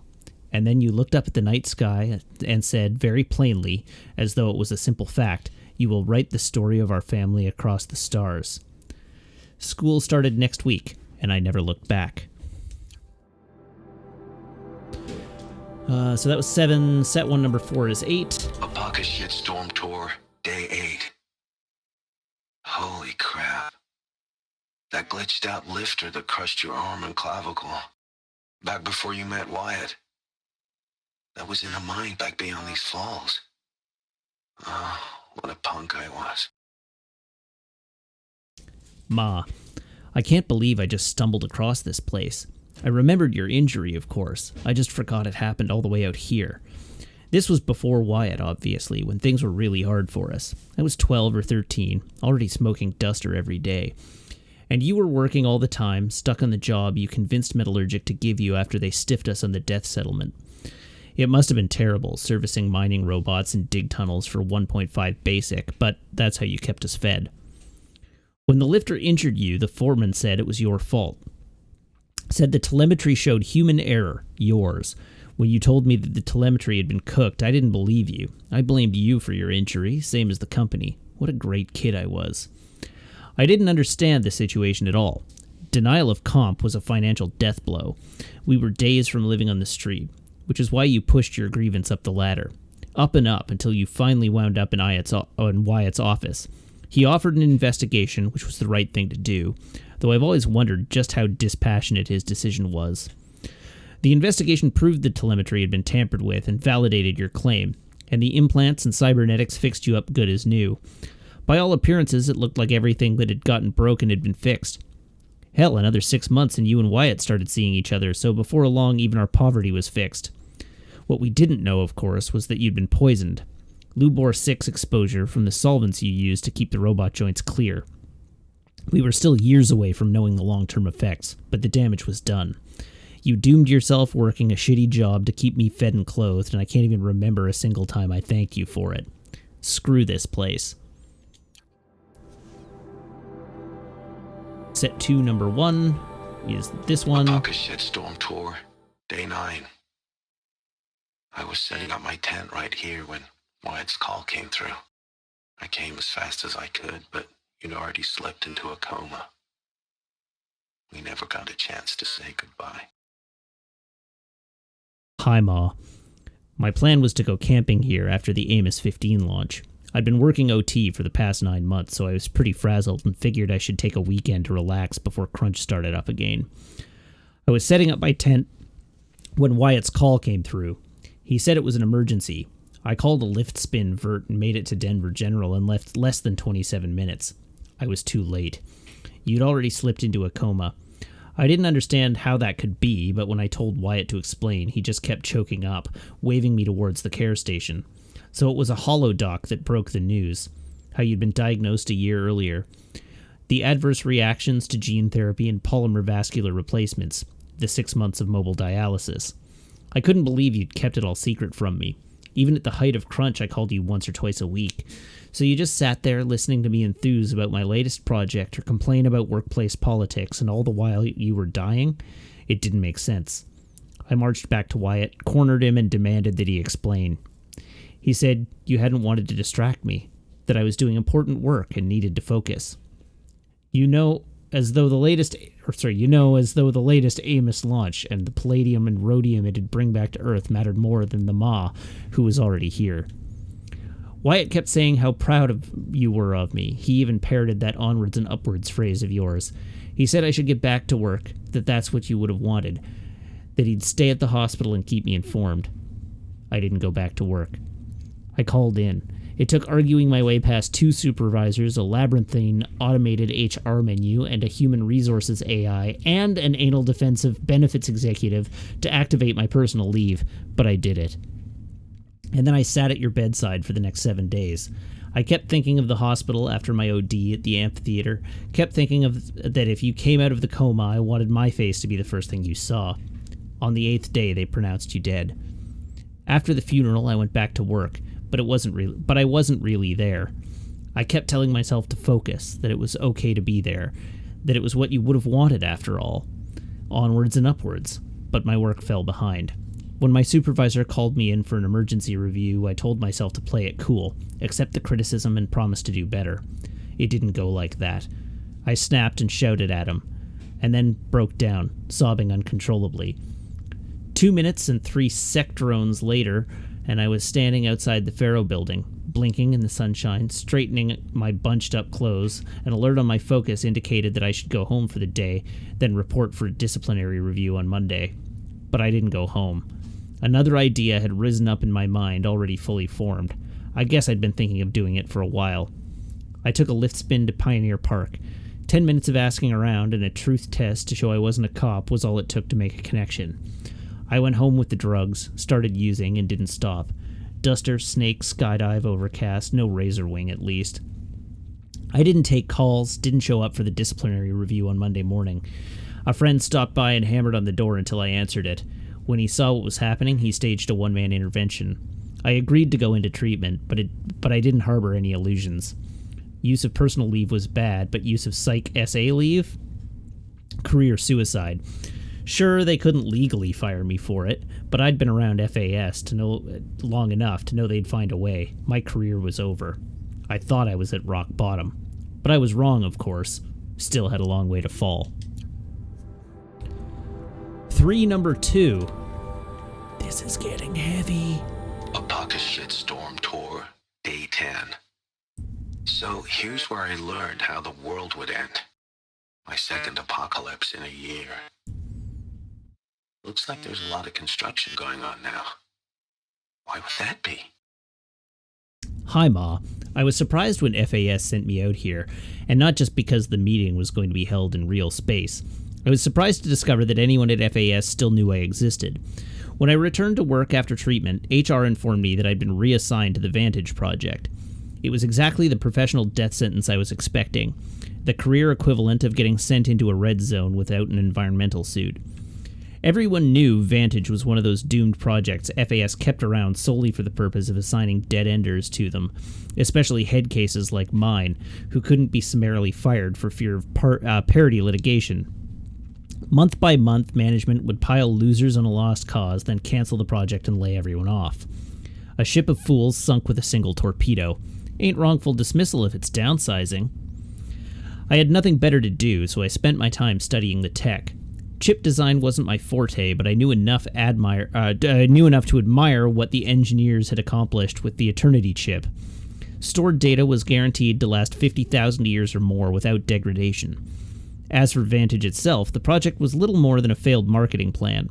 The idea was to promote the tech by burying unlocked Eternity chips at scenic locales around the world, public domain time capsules where enthusiasts could cache date-locked data. The project got as far as developing the spikes, portable drill applicators to sink the chips, then stalled when Grass Heckle encapsulates came onto the market and stole Eternity's thunder. Anyway, I'd been at Vantage 3 weeks when FAS unexpectedly sent me out here for a real space meeting. Me, a dead-ender working a doomed project, dispatched to a high-security FAS R&D site inside King's Peak. It didn't make sense. Security put me in a small conference room and told me to wait. It was downright claustrophobic. Dim lights, bad ventilation, more like an interrogation room from one of those 90s cop vids. But what really got my attention was the noises coming through the walls. The non-stop bang and clatter of construction bots building something deep in the mountain. Something big. The door opened and some doofs wearing FAS badges file in. I recognized one of them. Brad Andak, a military division's replications engineer I met when I first joined the company, but I don't think he recognized me. He stayed at the back of the room the whole time, looking distraught. I was about to ask what the hell was going on when a woman wearing a hijab walked in. She didn't introduce herself, but she didn't have to. Oh god. It was Samina Abaji, former lead archivist of the Odyssey, architect of the entire Homer project. Not a global celebrity by any means, but if you grew up following the Odyssey project like I did, you knew her on sight. Ibaji sat down and started asking extremely precise questions about the upper range tolerances of Eternity chips. Then she asked me to speculate about the feasibility of various upgrade paths. The interview lasted maybe 10 minutes, whereupon she thanked me for my time and left. Everyone else filed out after her. Security came for me a few minutes later and escorted me to my vert. The whole way back to FAS, I kept trying to figure what had just happened. What was Samina Baji doing at a classified Pharaoh R&D site, asking me questions about Eternity tech? It didn't add up. By the time I landed, I knew I wasn't going to give up until I'd puzzled it out. The worst that could happen was I'd get fired, and that was going to happen anyway. It took a couple of days and some geo work, but I got a fix on Brad Andak soon enough. He was going to a different bar every night, drinking to the point of blacking out. I shadowed him until I managed to proxy his focus and dupe his net protocols. I didn't find anything strange in his financial records or media patterns. I was starting to think I'd wasted my time. Then I accessed his Dreambox account and found the journal he'd been keeping the past few weeks. It was all there, how the world would end. My first thought was, well, at least Ma didn't live to see this. My second thought was that nothing mattered anymore, which made it pretty obvious that I should kill myself. I don't know where the next one is. That 2-4. 11. Day 11. I came out here to die. But instead of overdosing at Wyatt's cottage, I went out walking along the water. I was standing right here when the idea hit me. And the moment it did, I knew I had to do it. Hi, Ma. I came here with a duffel full of drugs after I found out about the plague. I had a plan, a simple one. I figured I'd spend a few days getting high, then OD on Overcast. I guess I was still furious at Wyatt for aiding and abetting your silence. If everything had gone according to plan, my corpse would have lay rotting in the cottage for who knows how long. He would have needed to lease catastrophic cleaning bots just to scrape me off the floor. A skeletal middle finger from beyond the grave. But things didn't go to plan. For some reason, I went out walking before I got high. I trudged along the shore, thinking of all the times we walked and talked here, how I'd changed over the years, how you'd stayed the same. Whether I was a high schooler jabbering about AP classes, or a university student gossiping about my professors, or a FAS engineer pontificating about payload yields, you were always there, always listening, always interested. And always encouraging me, of course, spurring me on. Onwards and upwards. But now here I was, an abject failure, standing alone on this beach, as all around me children chased playbots across the sand. Sunbathers basked, families splashed in the water or zipped past on old-timey boats, utterly oblivious to the mechanical terrors that would soon consume them. Brief moments in the sun, doomed to end in horror and amount to nothing. All your love and devotion, all the sacrifices you made to support my success, what did that come to? Failure. And at such cost. We never even got a chance to say goodbye. But even if I hadn't failed, if I'd gone on succeeding, would that have been any better? The whole time I was clawing my way up the ladder at FAS, the company's military division was creating the tech that would end the world. I served the same master. Success was a ladder to nowhere. It just took falling off and landing on the Vantage project to see it. I don't know why, but the irony of that had never hit me up until I was standing on this beach. That it was only because I'd failed and been assigned to Vantage, an abandoned time capsule project, that I'd found out the world was ending. Irony? More like a cosmic joke. Why, then, did the realization hit me like an inspiration? I had access to the tech. I knew I could do it. Sure, in the end, it would probably all just come to nothing, like everything else, but for 50,000 years or more, whatever data I left behind would still be there. It wouldn't be much, but it wouldn't be nothing either. I went back to the cottage, stashed the drugs, called a lift spin into town. If I was going to make an end-of-the-world tour, I figured I might as well do it in style, so I leased a Sabara and rode that to FAS. I let myself into the lab, signed out 12 Vantage spikes for testing, put them in the trunk of the Sabara, and the rest is history. It was less than 2 weeks ago. Feels like forever. When I started the tour, I figured I'd come back here and pick up where I left off, get high, then dead. But the first thing I did when I got back was incinerate the drugs, all 2.5 months of salary worth, so that bridge to oblivion has literally been burned. I don't know how I'm going to die, but it can't be like that. I know how you felt about me and drugs. However it happens, I can at least promise you this. I will die clean. I still have one last spike to sink. One final stop on the Grand Mystery Tour. I'll see you there. And then 2-3 is the last one. Day 12. As we watched the booster arc up into the night sky, riding a pillar of flame, you took my hand, squeezed it, and said, "You have written the story of our family across the stars." Hi, Ma. Last stop. After this, I'll have said everything I need to. It was just a routine launch, but for us it might have well have been Apollo 11. It was my first payload. A seeker extractor with an upgraded propulsion system I'd designed. The vehicle was destined for M89282, an asteroid rich in ruthenium and tungsten, a metallurgic claim as it happened, a family event through and through. So there we stood in the open air as night fell and the stars came up. And of course I was thinking of that night years before when we watched the Perseids together and talked and dreamed of this very moment. You were thinking of it too, because when the booster launched, as it rose into the sky on its jet of flame, you took my hand and said, "You have written the story of our family across the stars." Even then I knew it wasn't true. The vehicle was headed for a rock, not a star. It was a routine launch, not some voyage of discovery, but my heart was too full to quibble. I just smiled and squeezed your hand back. It was the finest moment of my life. You and me, Ma. Onwards and upwards. The start of great things. But after you died and I broke down, the meaning of that night changed. Everything that had seemed wonderful seemed to turn rotten and false. It seemed false because it was false. I'd never written anything across the stars. Sure, I'd hoped to work on a project like that, a deep space probe or a colony ship, but it never happened, and now that my career was over, it never would. And then when I found out about the plague, the memory haunted me even worse, because it wasn't just me who failed to write a story across the stars, you see. It was all of us, our entire species. All our innovation, all of our tech, all our striving, and it came to zero.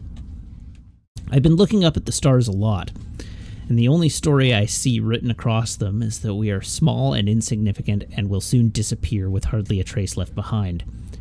It's a hard story, and I don't much like it, so I guess maybe what I've been trying to do these past 12 days is tell a different story. Not a big story written across the stars, but a tiny one written across the humble earth of the only world we ever got to know. I have no reason to think that anyone or anything will survive to ever read it, but whether that happens or not, the truth of the story remains, that once upon a time, on a planet called Earth, there lived a boy named Bashar who loved his mother very, very much.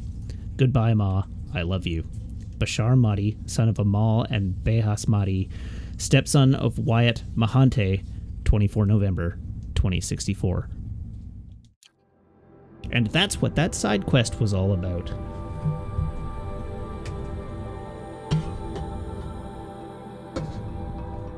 desperately need a drink of water. Yeah, good light topic, no doubt.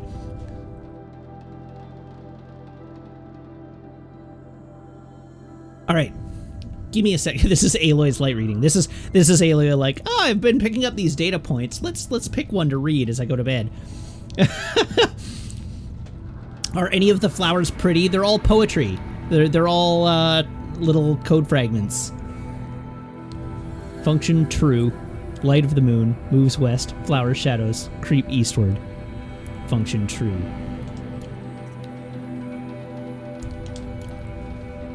All right. I need to take a sec because I have to go to the washroom. But as soon as I do, we will be back and we will rest and carry on the remainder of the game. So everybody hang tight. I'll be back in a sec.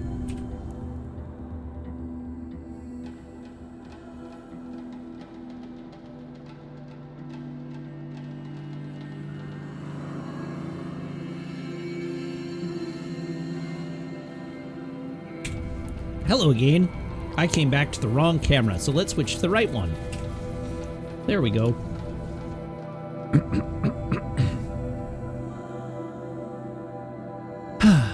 So, in the intervening time, Meg is in the, Meg is over there. She's making cookies this evening, which are delicious. Meg makes very good cookies.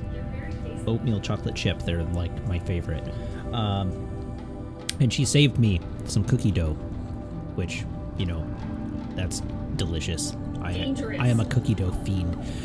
She only ever saves me just like a mouthful of cookie dough because she's very on the like between the eggs and the flour. Every time I eat cookie dough, I'm gonna die. Whereas I, on the other hand, have been eating cookie dough in quantity since I was a small child. So I believe myself to be invincible at this point, which will surely kill me before I get old. But I've been eating cookie dough since I was a child. Okay, boomer. But anyhow, she did save me a mouthful of cookie dough, so I had the cookie dough. But yeah, it's never killed me so far. It's not going to. But anyhow, she did that, and it was delicious. I truly enjoyed it. It was a great little mouthful of cookie dough. And then I sat down and had a sip of my bubbly water, which is what I'm drinking at the moment. I am drinking Western Family's Just Bubbles bubbly water, and accidentally breathed it in. So now, between the scratchy throat I have from reading all that dialogue and my inability to to breathe, I'm in real good shape to carry the stream on. But I felt like I had to come back online. Like I didn't feel like I could leave myself on coming back soon for much longer than I already had. So as I sit here, gently coughing, that's why. Okay, let's rest. No way back.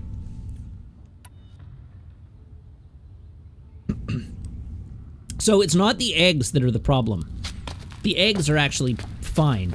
It's the flour. You get salmonella from the eggs and E. coli from the flour, but our eggs are mostly safe. It's the flour that will kill you.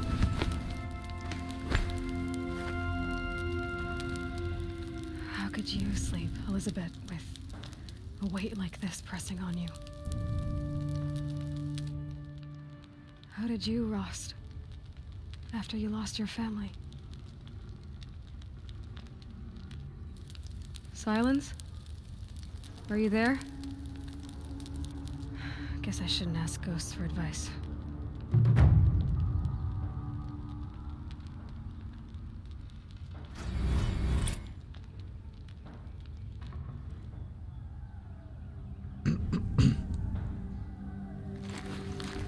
Ma'am, there are signs from the west.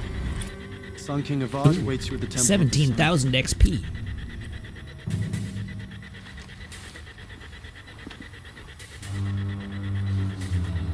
Suit up.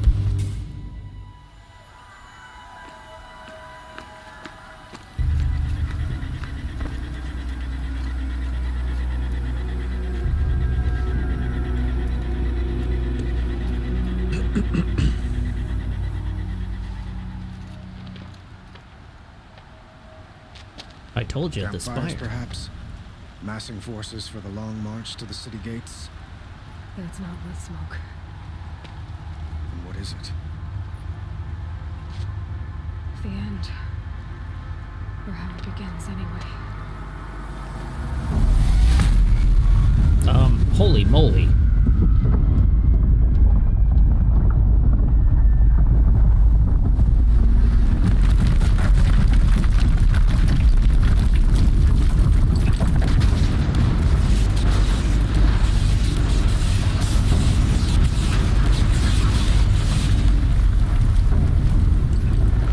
This looks promising for us.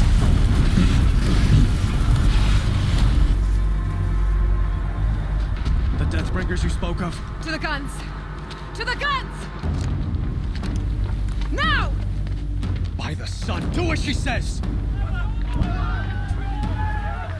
Set loaded! All of you, be ready to fire! Will the guns hold them back? No.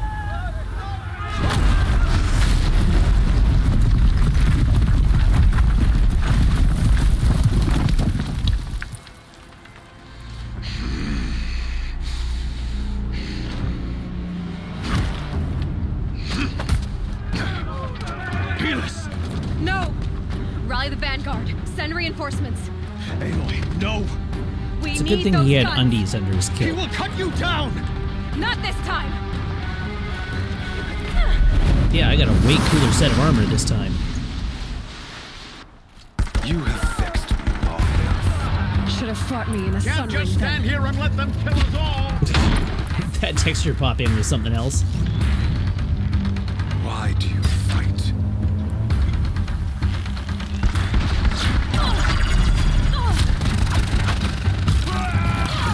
Well, alright.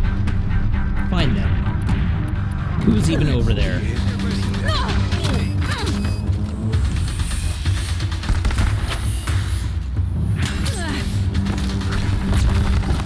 We're down, but we're not out! Go! Accept your weakness. You should have taken damage from that. Get over here. Ooh, ow!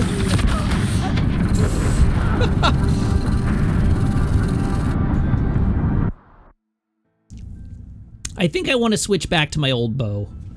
I think this bow is a bigger liability for me than it is a benefit. Try to run. I think I want the Shadow Hunter bow.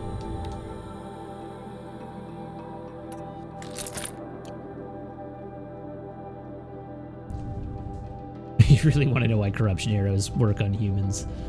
That is a good question. Whoop, not wrong button.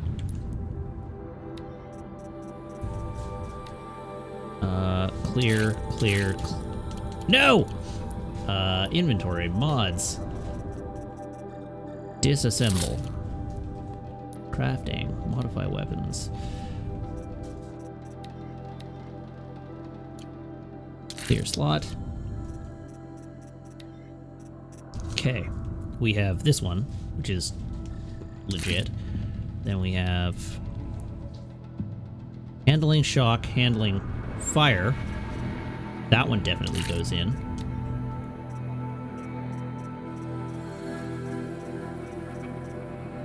Fire shock freeze.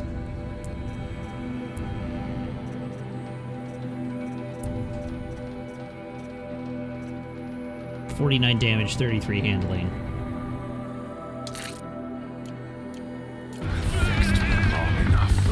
Should have fought me in a sunray. Oh, right. I have to actually equip the weapon. Oh, wait, I did. You cannot escape our grasp. There we are. Meridian must run red to glance. Okay, no, the other weapon is definitely better. Now that this one doesn't have a third stage pull. Okay. I'm convinced now that the other bow is better. Now that I've had a chance to compare the two.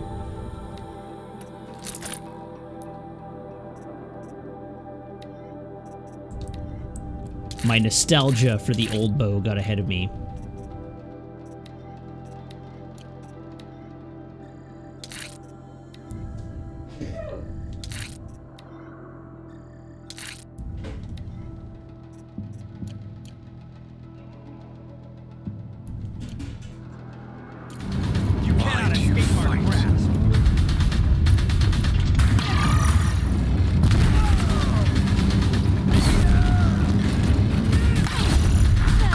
Whoops. Surely didn't blow myself up there. Keep him away.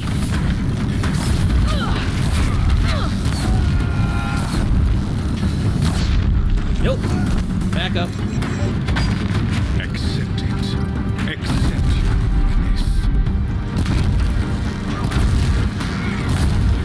If the Deathbringers keep firing, this bridge will go.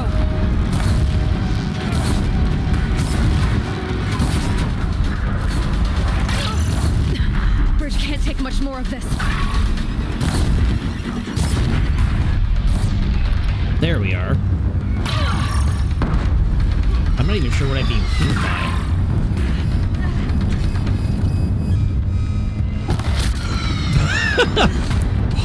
Well, that did it. I'm chosen. This was not meant to be.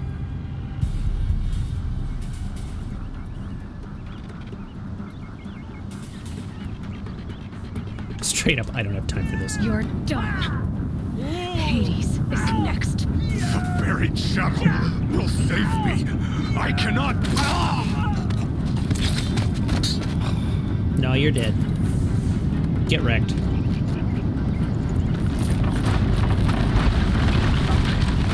Huh.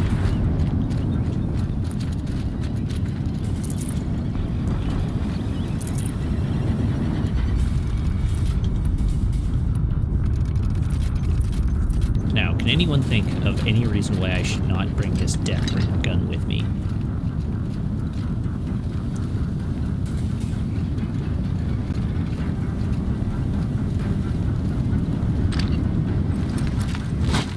Because the game won't let me.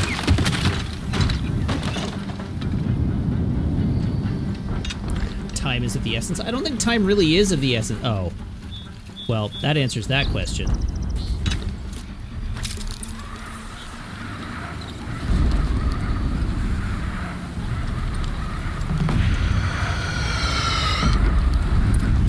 Ah, but hey, look at that. I got a shiny, fresh new gun.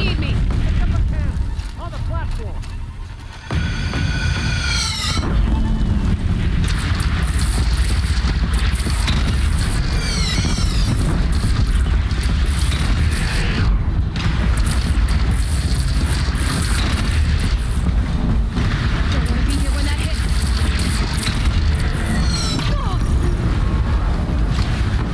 Well, that was a pretty good hit.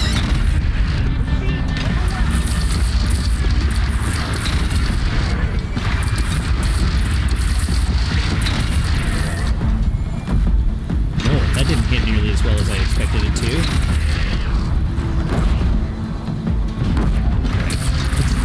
You know, there's like a lone ravager, like, what's going on over here?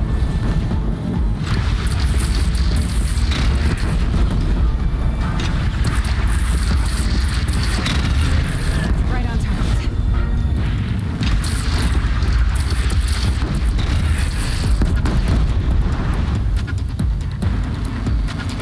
They're coming from the south. From the south is that way. Aha!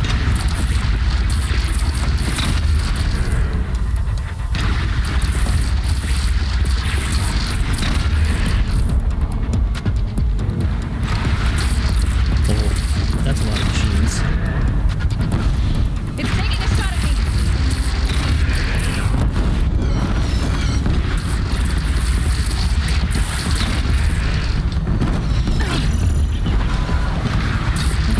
All my defensive walls are dealt with. Whoop! No! Go back! I need a weapon.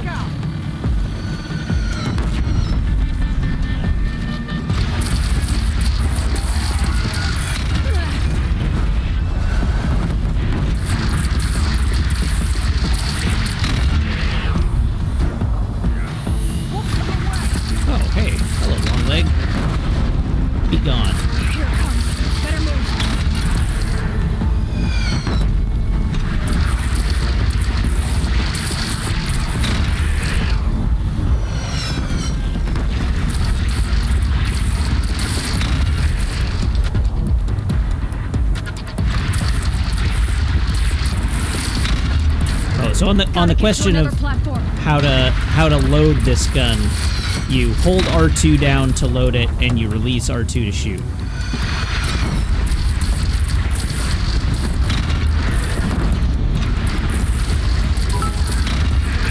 Hey, let's consider cheering 100 bits. Matt, you need to load this weapon from the bridge. Yeah, I am loading it. It's fine. It's working.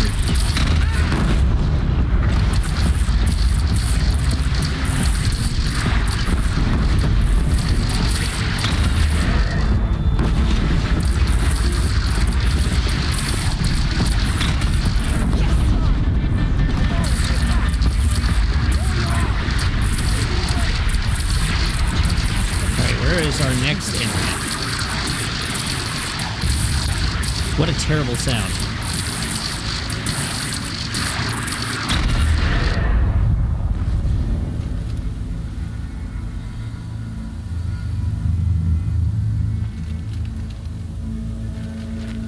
I mean, I guess I could swap sides for the cover. From the west. Ah. There we go.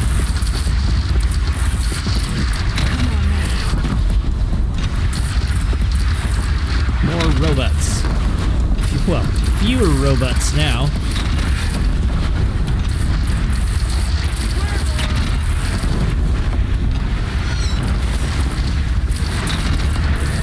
Man, they really have a hate-on for me, don't they?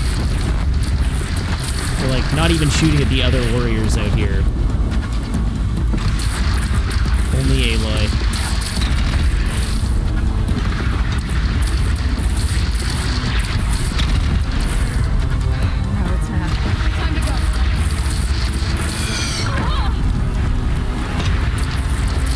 Oh, hooray!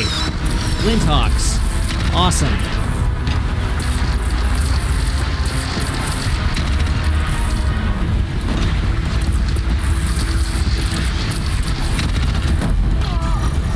Oh, that's one way.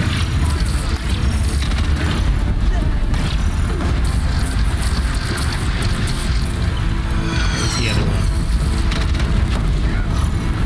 Eat it, Flinthawk.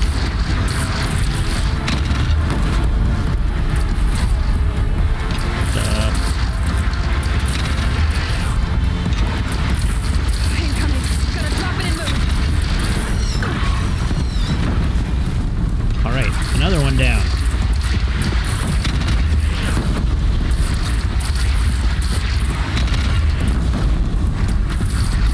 Oh, look at how close to level 60 I am.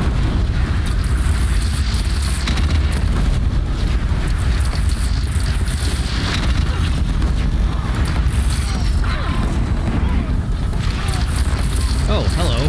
Corrupted. Cool. That's a little terrifying.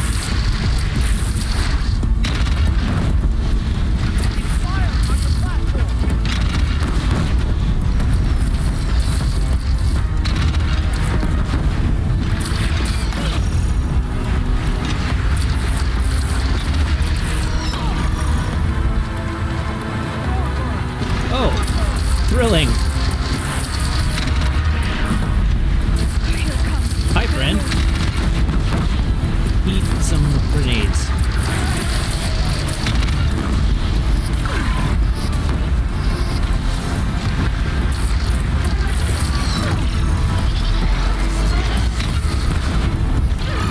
No! Bad Stormbird. Ow.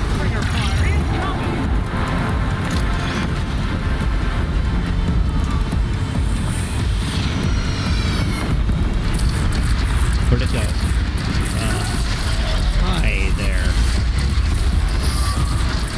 Alright, it's extremely uncool of you to stay directly out of range of my weapon.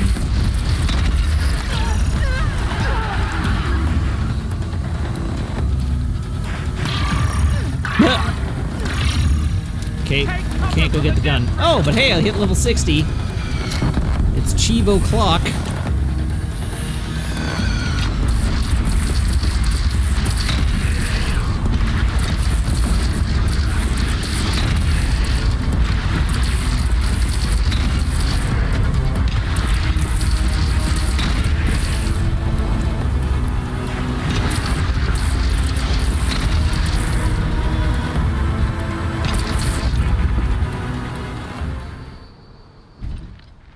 We did it.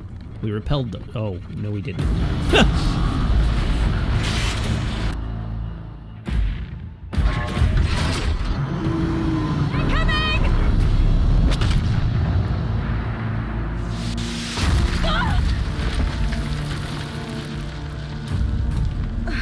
It was really nice of them to send those in one at a time, though.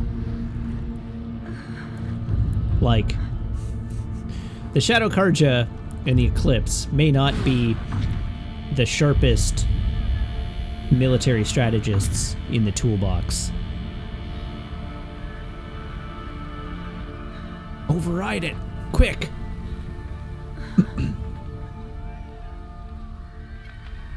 Aloy! Aloy! Aloy!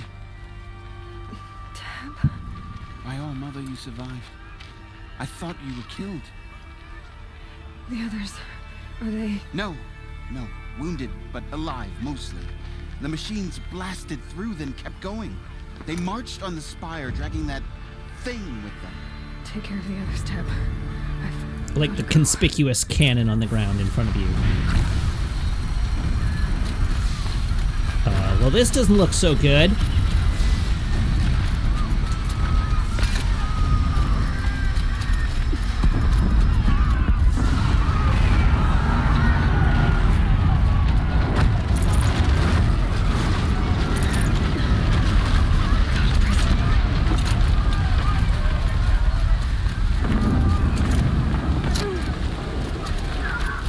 This is where I belong, Aloy. But the spire calls for you. Whoops, that wasn't the right arrow. Your problem. Now you face their true son, shadow demons. Whoa.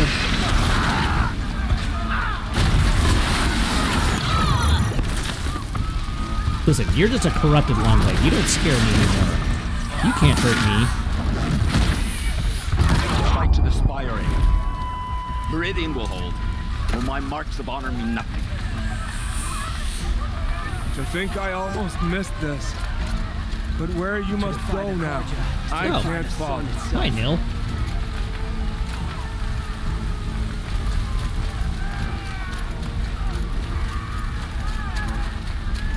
What is my actual path here? Okay. I am headed the right way. And then we want to go this way.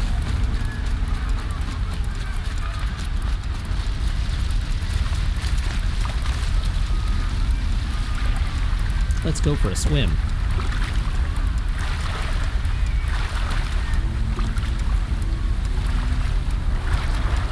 Okay, we've got some kind of enemy over there.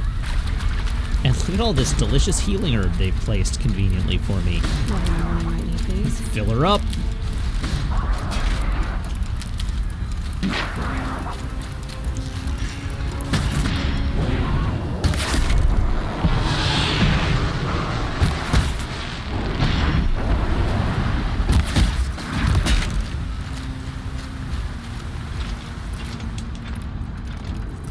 Alright, yes. I have now gotten over myself and decided that this bow is a significant improvement.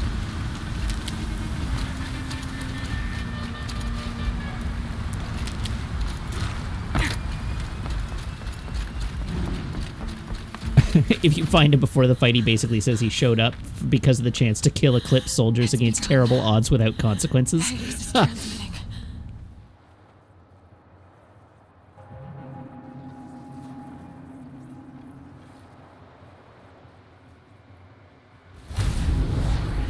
Oops.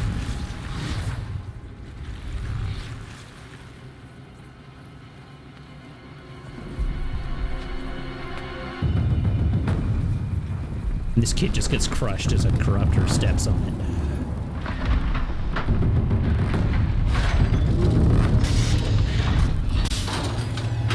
Splat.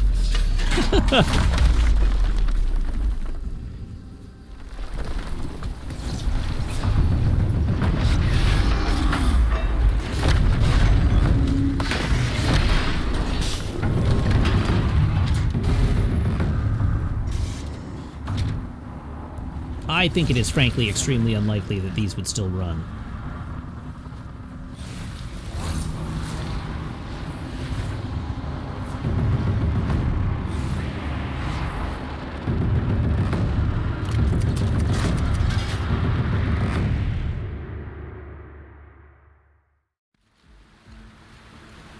All right, well, let's... It Oh, must that have wasn't a gotten through the turkey. defenses. I briefly thought that was a turkey there. I was going to put one more turkey in the ground before the end of the I stream. have to get up there.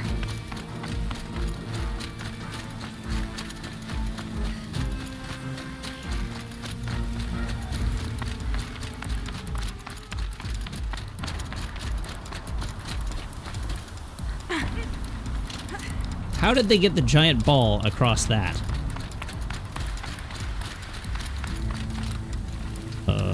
Hook. Gotta keep going. Hop!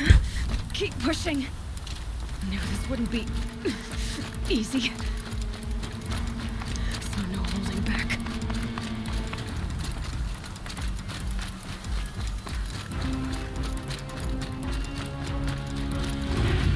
Ah, down here. Aloy! alive. It's Aloy! Well, you can see that. Thought you'd fallen at the ridge. No, the ridge fell on me. Look, there isn't a lot of time left. I have to face Hades. Not alone. It's my fight. I can't ask you to come with me.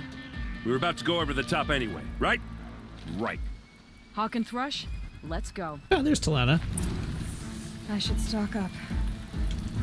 Last chance.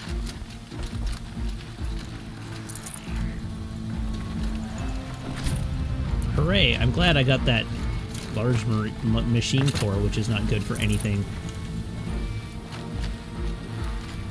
Alright, I guess we go up. And to do that, we go up.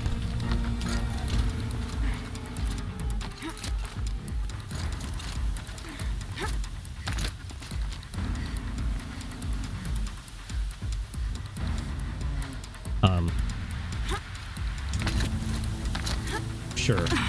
That's the correct way to do it.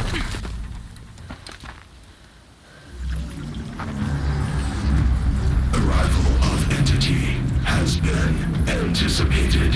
Entity will not halt transmission. I surely don't remember this fight even a little bit. I don't remember anything about this. To contrary, calculations are precise. Presence of Entity has been accounted for.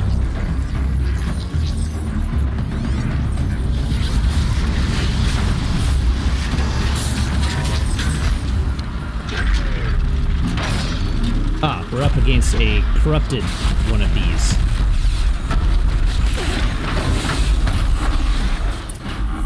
Ah, yes. Ancient stone. Surely... Deathbringer right there! Surely it's, wait a second. Its weapon systems are no match.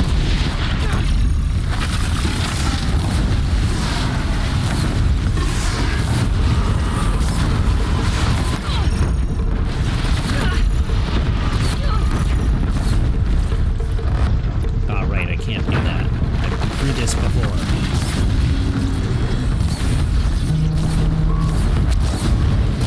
Come on, get heated up.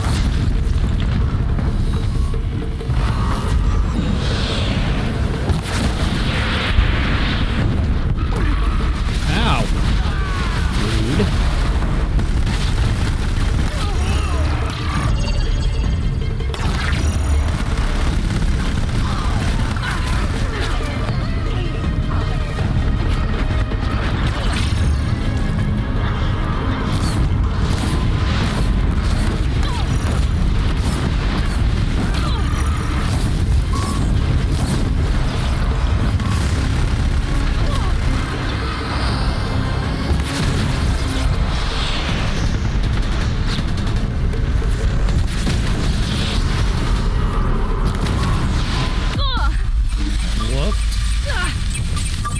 Let me pull the damn thing.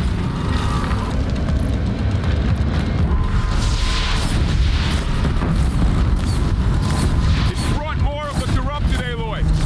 Don't let them overrun us!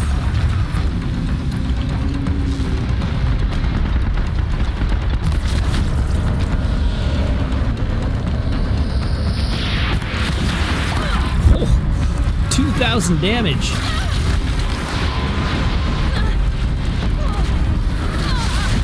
Brutal. You know what? You're not even scary. You don't scare me.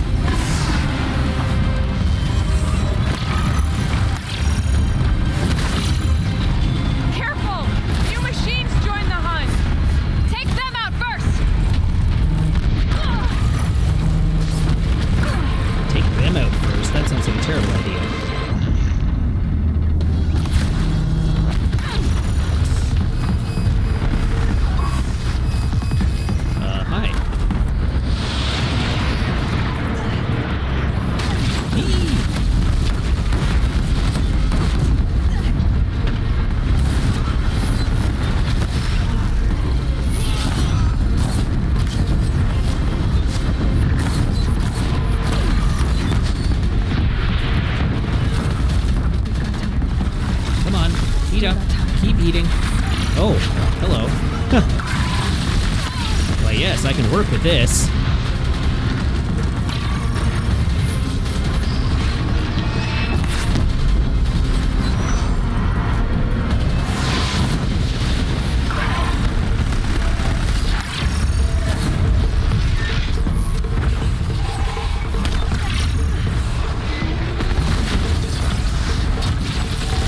Oh, no! No! Just let me draw the damn bow. There we go.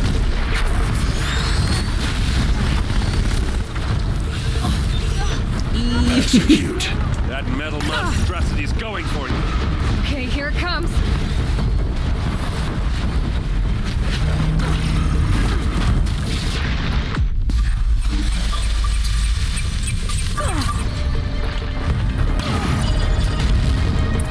No! My way's clear.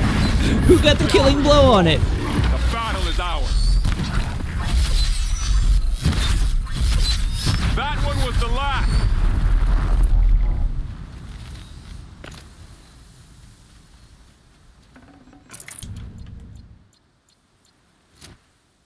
Loot? Oh, hey, it does have loot. Look at that.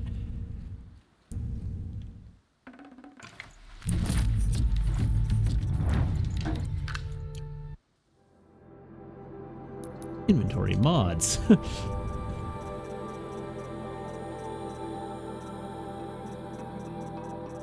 I guess that one can go. That one can go.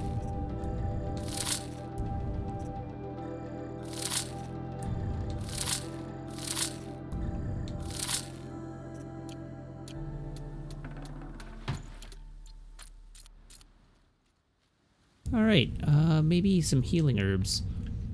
Not that it matters that much at this point.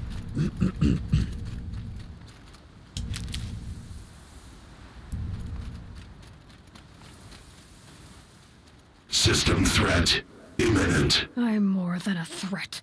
Hi, Hades.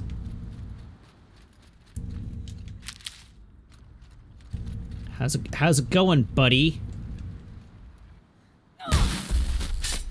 Well, that's certainly one way to purge it. I would have maybe gone for the override.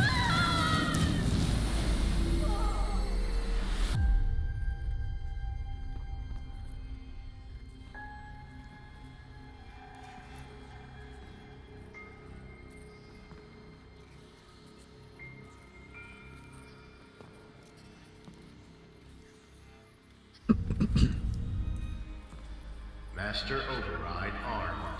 To activate, state name and rank. Elizabeth Sobek. Alpha Prime. Master Override activated. Purging extinction protocol.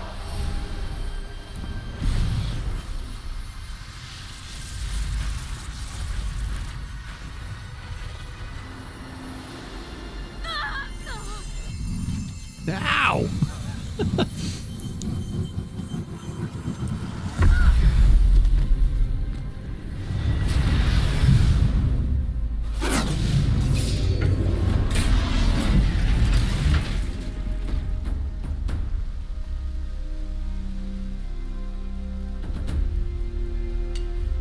So the extinction protocol had a reason.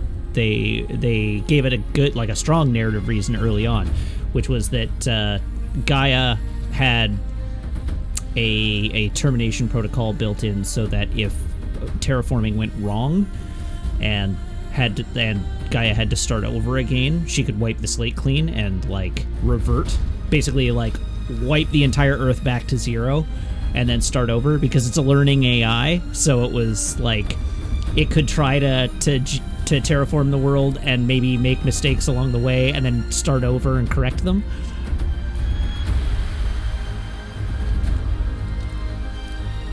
Yeah, for all we know, it's been terraforming the Earth like 10,000 times between its first attempt and now.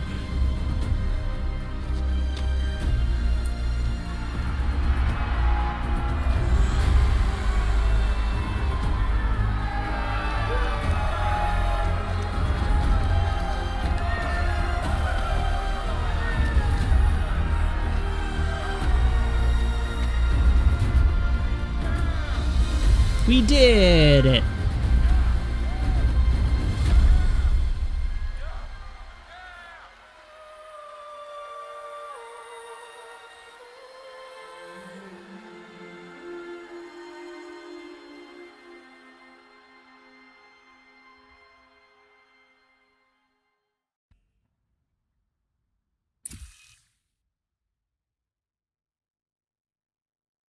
Okay, Gaia. Sorry about that. Where was I? You were telling a story. Right. Yeah, so, like I was saying, it was a children's electronics kit, but I'd hacked the wiring to an auto battery and solar PV. So the grass caught fire. And, so did a tall pine that had stood there, I don't know, maybe 100 years. Query. You were how old? 6. My mother was home, thank God, so she called the fire department, and after, she took me out to the lawn and showed me the dead baby birds, because there were nests in the pine tree. Query. What did you feel? I'm not sure. I remember yelling that I didn't care, and that's when my mother took my face in her hands and spoke. Query. What did she say? She said I had to care. She said, Elizabeth, being smart will count for nothing if you don't make the world better. You have to use your smarts to count for something. To serve life, not death. You often tell stories of your mother, but you are childless. I never had time. Guess it was for the best. If you had had a child, Elizabeth, what would you have wished for him or her? I guess I would have wanted her to be curious. And willful, unstoppable, even. But with enough compassion to heal the world. Just a little bit.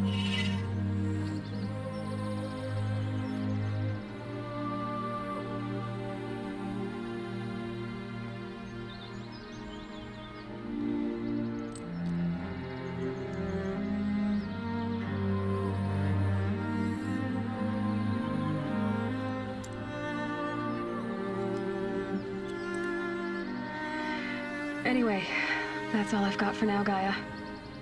Time to tuck in. I wish you a pleasant sleep, Elizabeth. Thank you. I'll catch you tomorrow.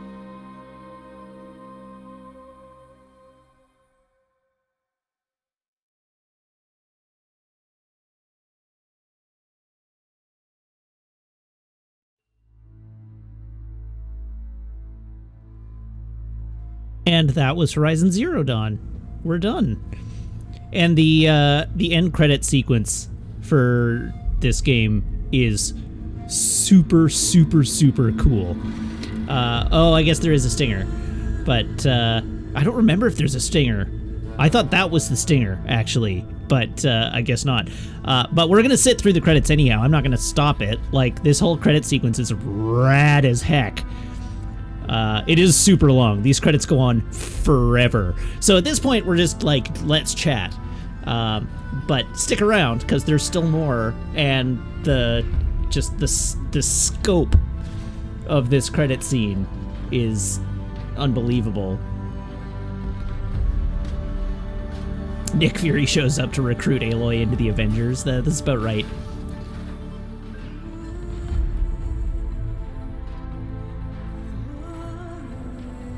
When does the next one come out? We don't know. Probably 2021? Maybe even 2022. They have announced it, but it's going to be easily another year before it comes out. I would be surprised. This game came out in February, so my bet is that it will come out in February of 2022.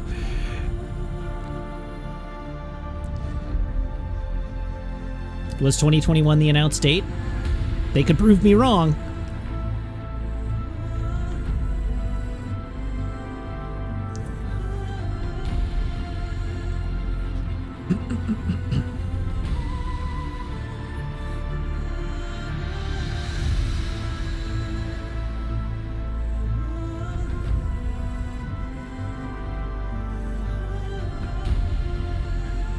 I think they announced the year like in supplemental materials after that, but like there was nothing in the trailer. But I had seen them say that that it was published after the fact. It is. There's no way this is going to be a launch title. There were only 5 confirmed launch titles in the PlayStation stream. Like there were not a lot.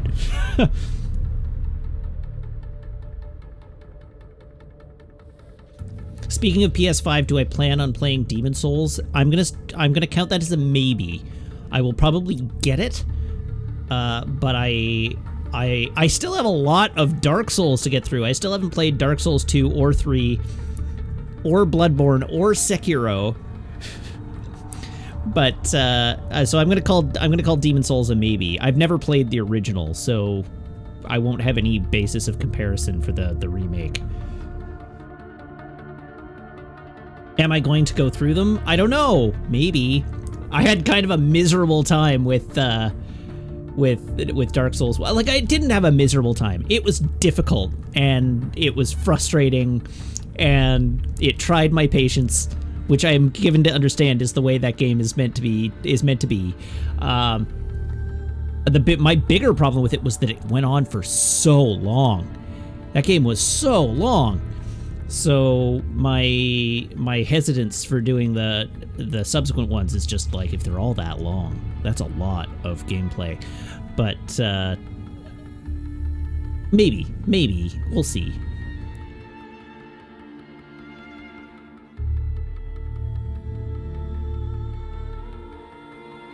There's just so much game these days. That's right. So definitely.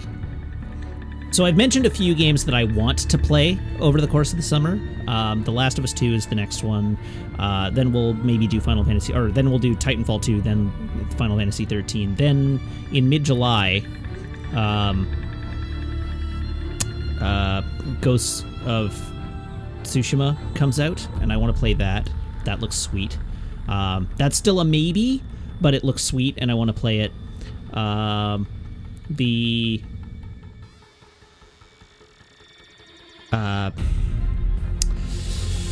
What was I going to say? In the fall, the Avengers comes out. I want to play the Avengers, so that'll be interesting.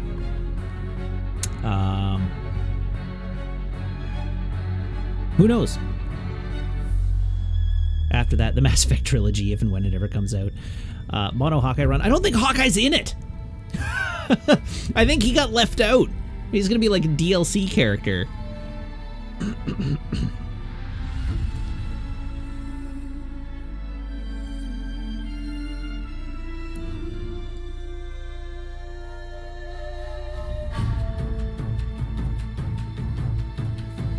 Are people gonna buy a Hawkeye DLC? Apparently they're doing free DLC, so they don't have to buy it.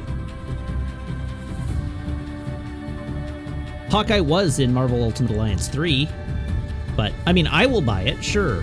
If they want to release a paid Hawkeye DLC, I will buy the paid Hawkeye DLC.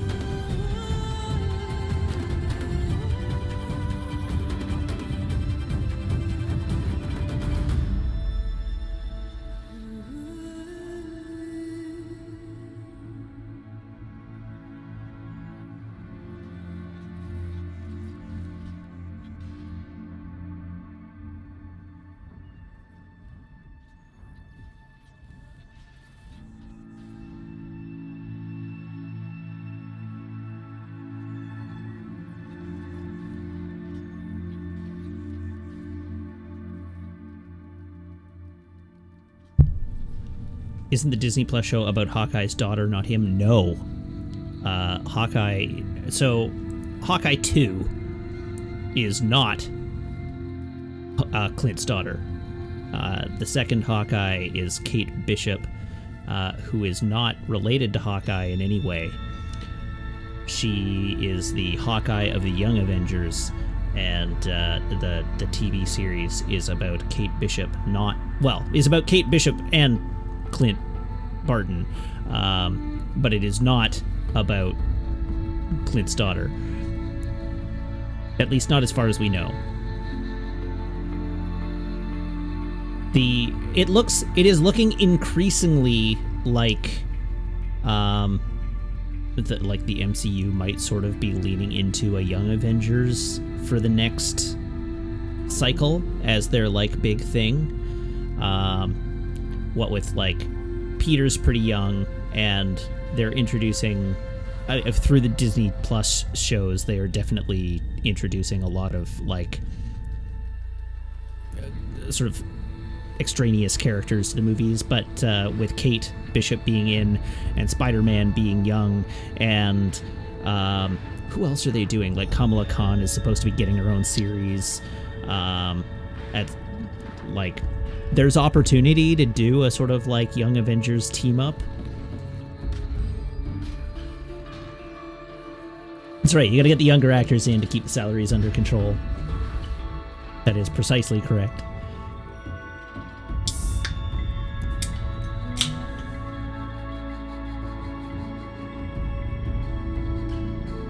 Endgame, like, had his daughter in it, and had his daughter firing a bow, and it was sort of a tease, but the actual, like, announcement of the series on Disney Plus indicated that it would be Clint and Kate, not his daughter.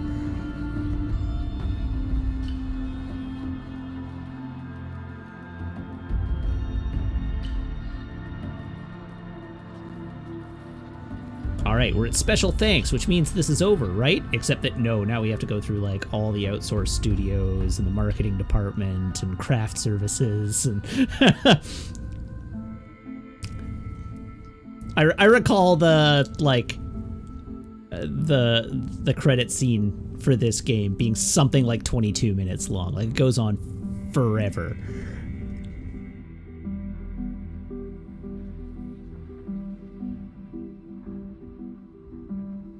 How old is the Marvel Cinematic Universe now? It started in 2008.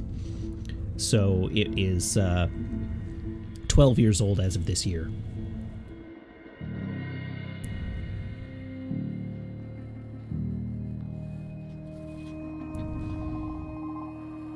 Look at all the gorilla babies. How did they even have time with all the crunch?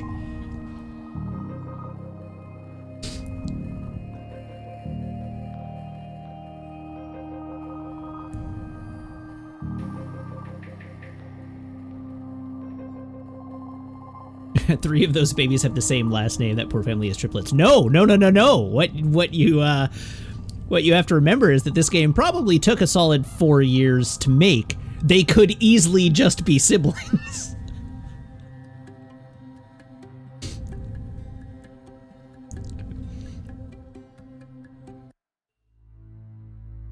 There we go. We can skip the rollover credits. But we shouldn't. You know what? I don't skip the credits. Everybody who put their work into this game deserves to have their brief moment in the sun. So we're gonna let the credits continue to roll. I never skip the credits. I sit through the credits when I go to the movies, even like if there's not a post-credit scene. Am I doing anything else tonight after this? Yeah, I said I was gonna do something else. We've got a little more time. We got another hour. I know what I'm gonna do. I'm just not announcing it yet. What I am gonna do is I'm gonna bring this stream, or I'm gonna at least bring my input down, because I have to change an input. So I'm going to take a break.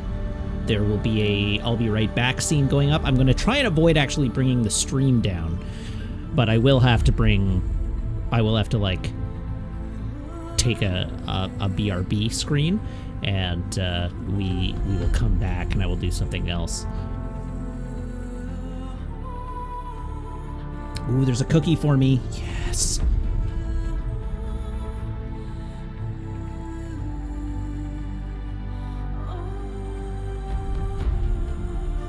Yeah, it's going to be an Animal Crossing stream. I'm not even going to play coy about it. I'm going to come back playing Animal Crossing. So you can have a little tour of my island. I'll play it for a little bit. There's not really much I can do. It's almost 10 o'clock, so like the store is going to be closed. And there's like nothing I'm going to be able to do. I'll be able to like fish and pull up weeds and give you a little tour of my island. But But we'll pal around in Animal Crossing. Maybe we'll visit some Nook Ticket Islands, because I've got 1 billion Nook miles. And you can see what I've been working on. Give presents to my village. My villagers never want stuff. I can never figure out how to give my villagers anything. You can walk me through how to actually play Animal Crossing, because I'm very bad at it. Shark hunt. I have a sawtooth shark already. I need to be better friends with them. Ah, okay, well. There we go. I can show you Goldie, though. Goldie is my favorite villager. I have Goldie, and I have Snake, who I hated initially, but he's grown on me. How am I bad at Animal Crossing when I have Meg, the professional, there with me? Because she plays Animal Crossing, and I turn it on and get overwhelmed and immediately turn it back off again just about every time I turn it on.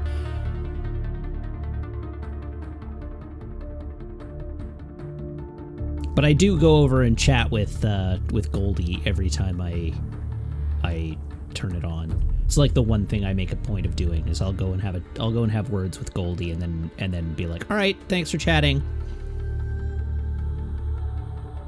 I should actually use my other camera at the moment.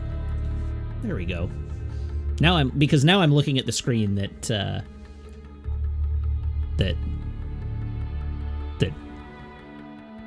is going by. Oh, hi, Ben.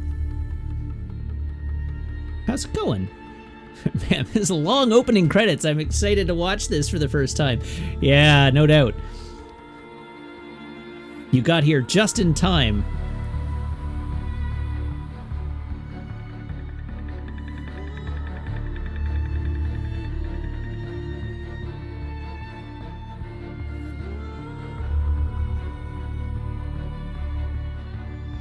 Oh, is Yuri Lowenthal in here? It looks like he's scrolled off screen already, but there's a name worth recognizing. That was the voice of Peter Parker in Spider-Man, PlayStation Spider-Man.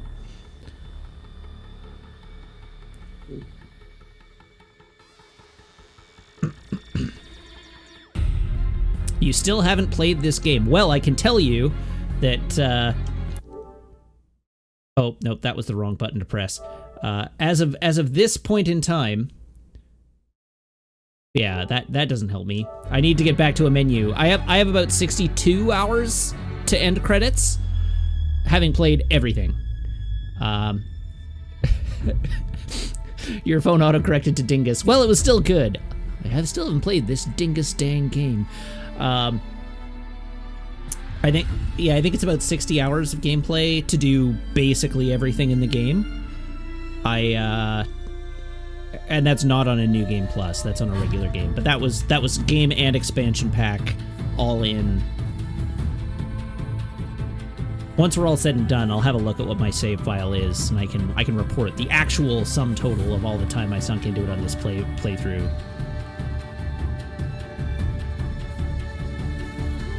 Hey, it's Lance Reddick. Who could have guessed that Lance Reddick was in this game?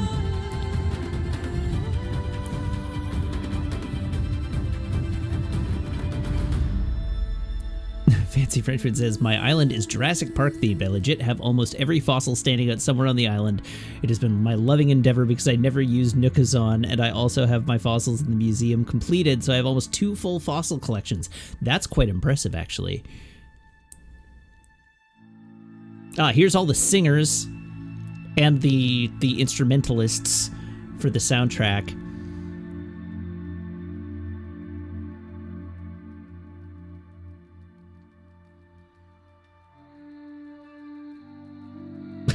I like that Sony Interactive Entertainment gets a single credit for the president of Sony Interactive Entertainment.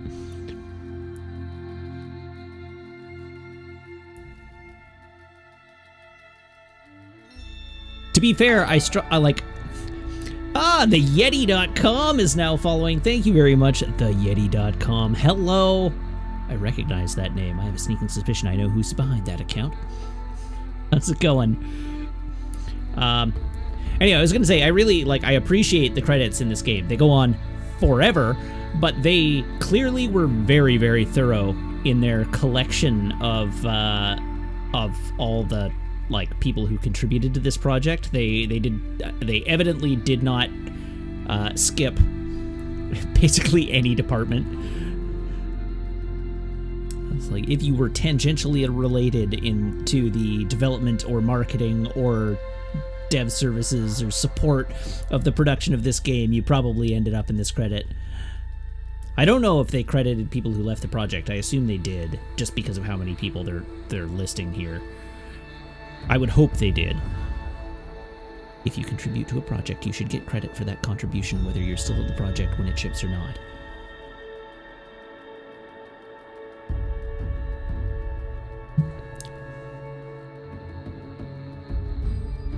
Oh, you just finished it too? I did. I had a great time. This was my second playthrough.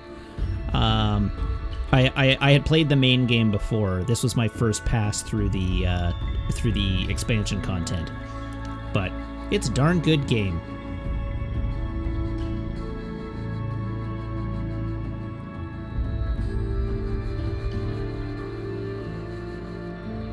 Well, I really enjoyed Final Fantasy X-3. Thank you for streaming it. You're welcome, Electrodyne.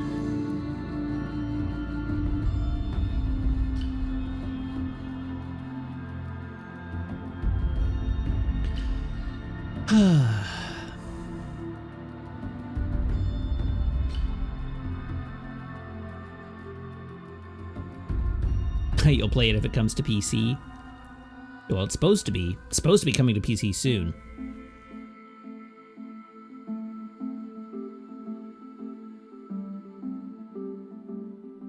The real fun will be the amount of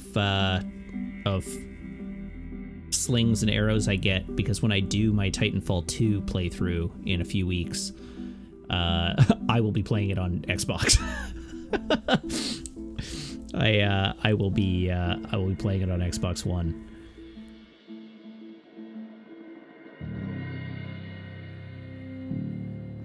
I think I own it on PC, but the bigger problem is trying to stream it and play it on PC at the same time. Whereas if I just play it on the Xbox, I can just play it on the Xbox. Titanfall 2 has a single-player campaign, and Titanfall 2's single-player campaign is one of the best shooter campaigns I have ever seen. I say that without exaggeration. Titanfall 2 is one of the best campaign shooters that anyone has ever made, and it is woefully underappreciated.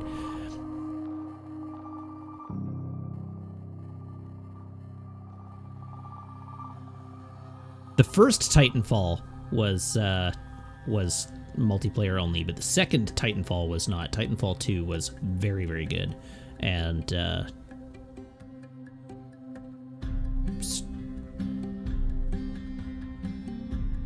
who's Simon Cowell? Simon Cowell is one of the hosts of.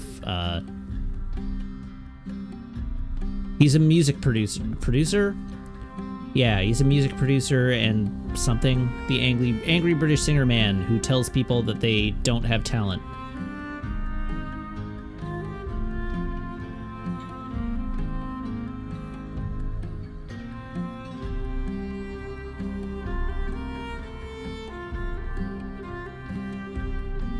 That was it. I could not remember the name of the show, but he was the guy on American Idol. Anyhow, why is R.I.P. Simon Cowell trending? Did he actually pass away? Or is it some sort of like sassy... No, he did not. Okay, I figured he wouldn't have. That would be quite a surprise.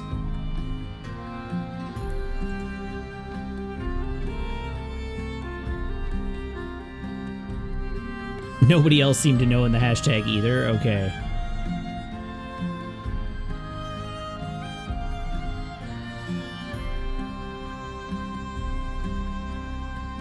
From Google, either a Twitter-based troll or a stray Wikipedia edit.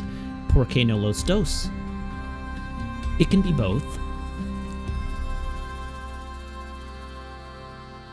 What's my guess at his net worth? $140 million.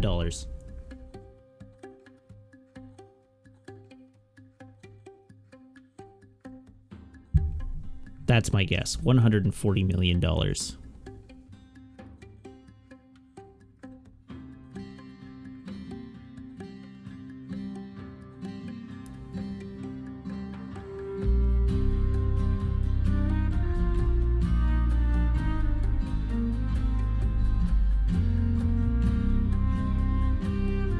Now I'm waiting for... Oh, Diabore did answer $385 million as of last year. Okay. Takes money to make money, I guess.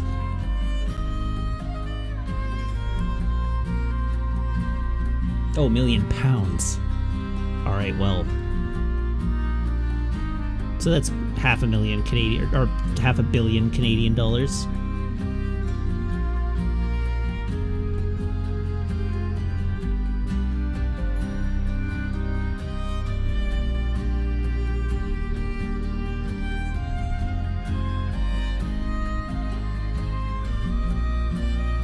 This song is sweet. Hopefully I don't get copyright claimed for it.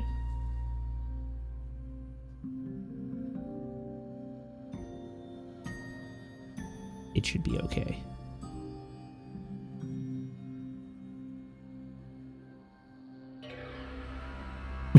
It's like those organization-wide emails that don't use BCC, and you just get 1 million. Why am I getting this? Stop replying follow-up emails.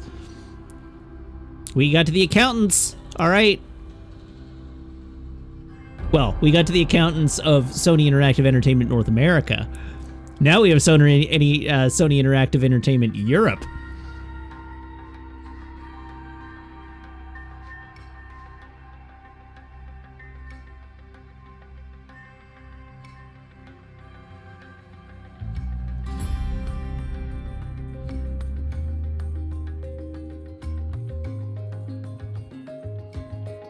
All right, almost $750 million Canadian. That's disappointing. That's disappointing, like, personally, as a Canadian. One would have hoped that the Canadian dollar would be stronger against the pound now. Oh, thank you for the host, Yeti. Thank you very much to the Yeti.com for the host. But as a Canadian, in the year of our Lord 2020, after the UK has gone through the process of torpedoing the value of their own currency, I would hope that the Canadian dollar would stand a little stronger against the pound. But I guess not. I guess that's not the case.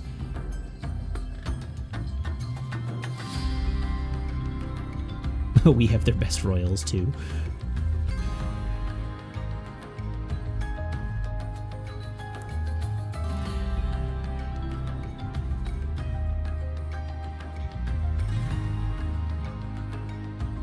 Oh, did they move? Where did they move to? Did they move away from Canada? I mean, I guess exchange rates don't equal comparative strength of the currencies, but still, it does from a like commerce, like individual commerce point of view. My dollar will not go very far if I go to the UK and convert it to a pound, is what I'm getting at. I don't care about the broader economy of the two countries. I mean, I do, but I don't. It's not like I can travel there anyhow. It truly doesn't matter.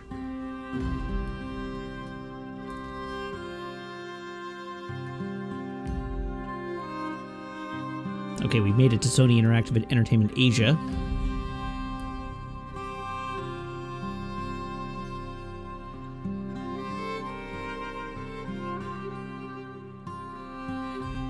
Too much rain here, even for the British. Don't we have exactly the same yearly precipitation as London in Vancouver?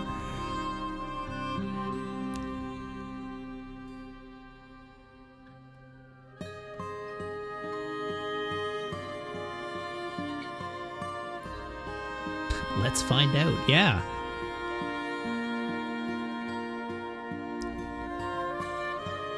And didn't they move to the island or something? Like, weren't they not in Vancouver? They were, like,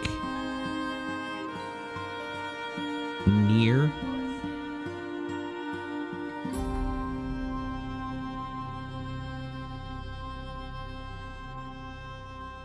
Would it be shorter if they just listed the people who didn't work on this game? So the one thing they could have done to streamline this process is use blocks of names instead of having everything be a list, right?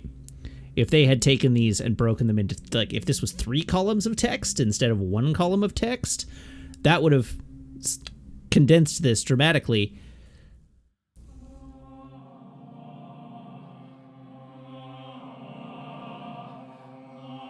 Here we are, all the Japanese voice actors.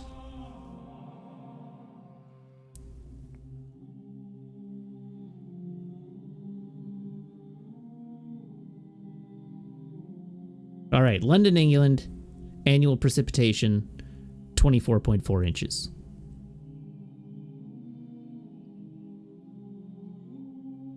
Vancouver, BC, annual precipitation, 50.5 inches. What about Victoria? I think Victoria sort of splits the difference. I think Victoria is something like 36 or 38. Also, yeah, knowing that information, if a British person ever complains to me about rain ever again, they will get no sympathy at all.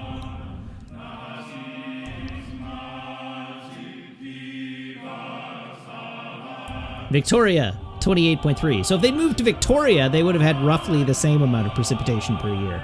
They are like little babies. That's not even rain.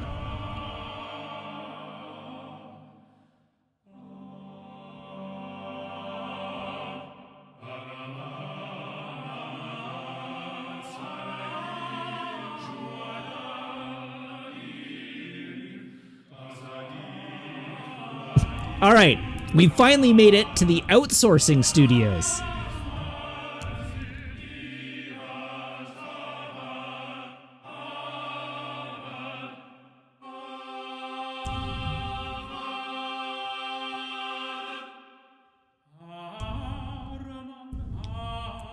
Huzzah, an hour left. Yeah. I mean, good on them for crediting their outsourcers. They should. These games don't get made without the support of outsourcing studios.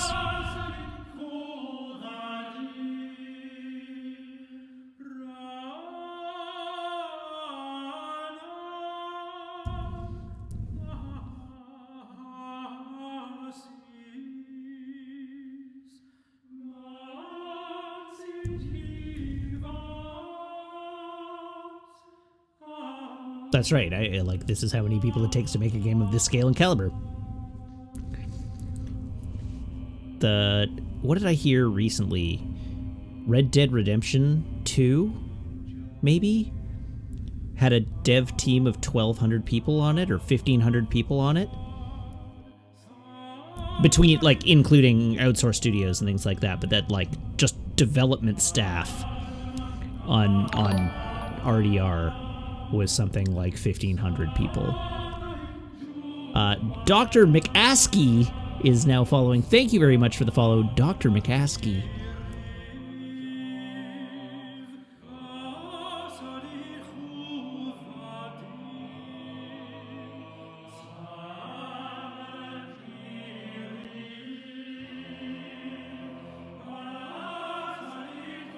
$40 hours of gameplay and 39 hours of credits. How large was Red Dead Redemption's Department of Horse Butt modeling? Remember, it wasn't the butts of the horses that they modeled, it was the balls. It was horse balls.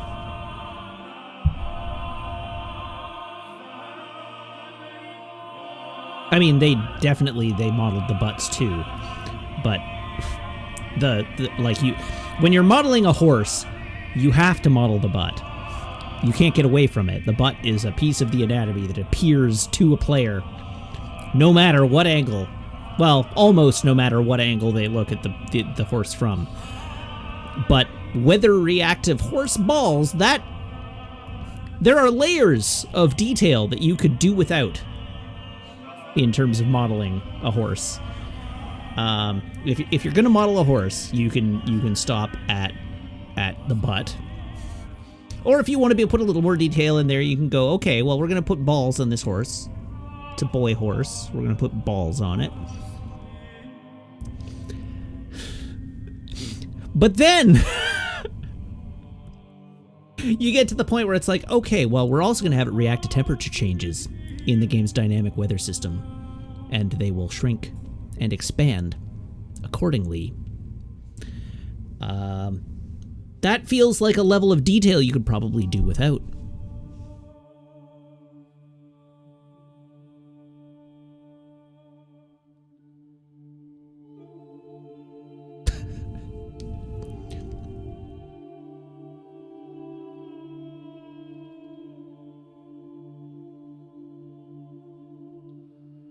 It's not as impressive as, say, animating the bat cape. I don't know. It's certainly, like, the cape is very, like, physics object, right? Like, they have to do some things with it to make sure that it looks good at all times, and requires a lot of detail work, but the level of, like, lack of necessity around horse balls is really what makes them stand out to me.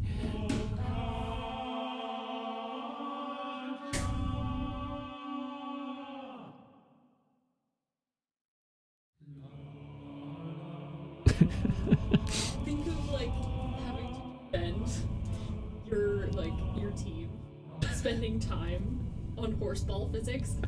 Yeah, at the it was expense of other features in the game. Precisely. Is this are horse balls a P1, a P2, or a P3? Yeah. No, horseball's top the list.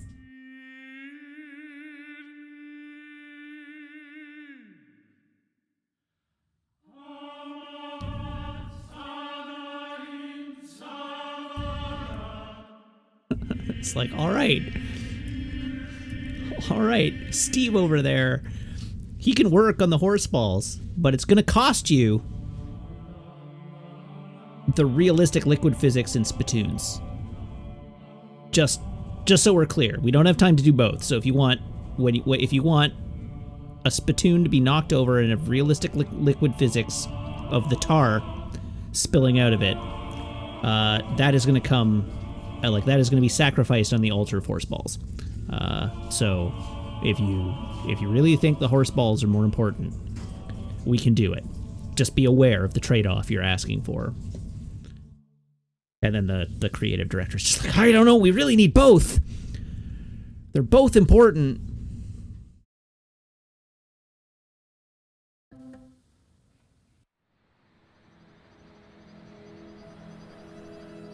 All right, here we are at the final cutscene.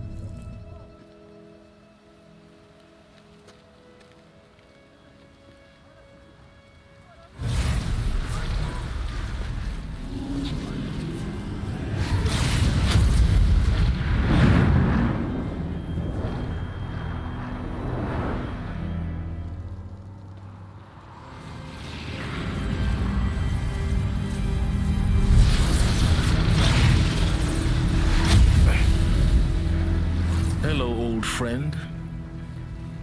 Remember me? How does that even work?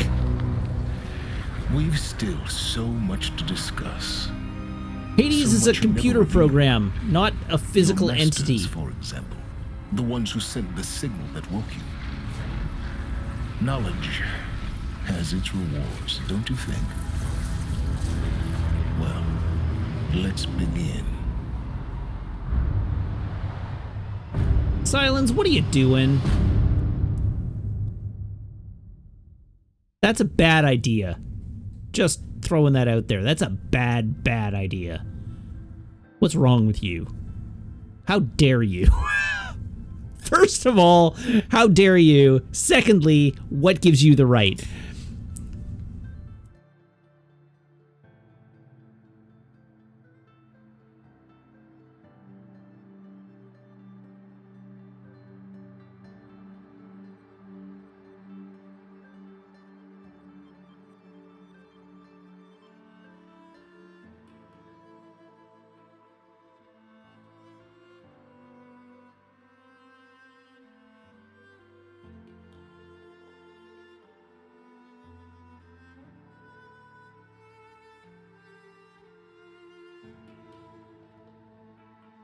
Come on.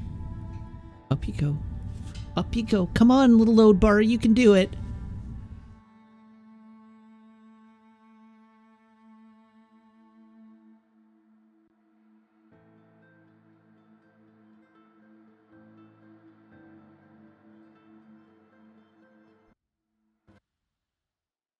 All right. Congratulations on Congratulations on defeating Hades and protecting Gaia's dream of an Earth reborn. The state of the world has been restored to just before the looming shadow prior to the final battle for Meridian. You keep all loot and experience from your successful playthrough. Additionally, New Game Plus has been unlocked, granting the option to play the game again from the beginning with all the loot and skills you have accumulated throughout this playthrough. A New Game Plus loadout of your current inventory and skills has been created. To play in this mode, simply choose the New Game Plus option from the main menu. You can also create new loadouts via the pause menu in the game. Thank you for playing the Horizon team.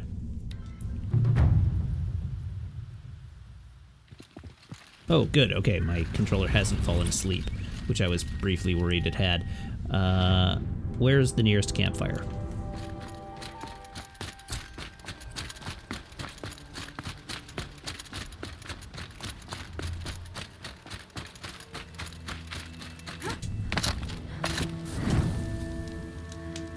All right, now I want to see my save file. Or I want to crash the PS4. Come on. There we go. Yeah, there we are. 64 hours, 15 minutes. That's what the game took me. 64 hours and 15 minutes of playtime. I'll beat it in a week, I said. 64 hours later. Okay, I'm going to take a quick break. I will be back. Don't go away. Zafty, I see you're going away, so let me count this as my registering my disappointment in you. And we will be back with Animal Crossing in a couple of minutes. So hang tight, and I will see you shortly.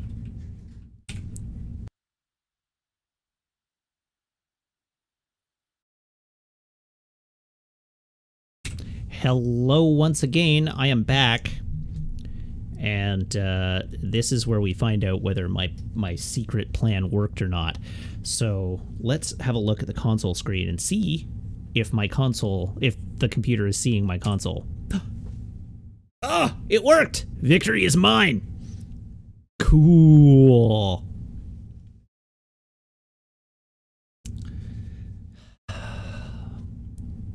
You can hear me, right?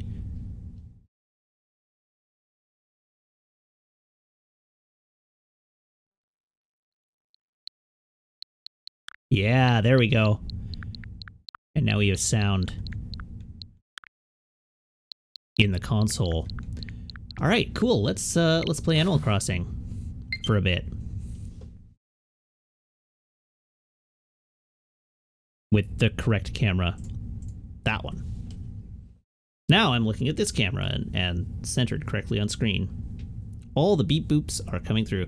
Congratulations on setting up a streaming configuration I previously used. The impressive part of that was swapping the input from my PS4 to my Switch, which I have never done while a stream was live before.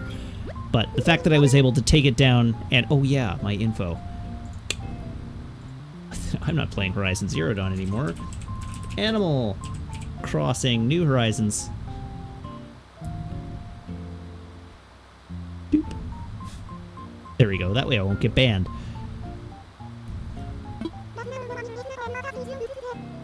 Oh, I can probably sneak myself over a little bit, right?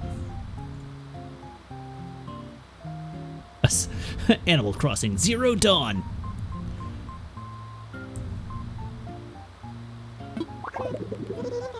Alright, there's no news to speak of today because there's never any news to speak of because I never do anything.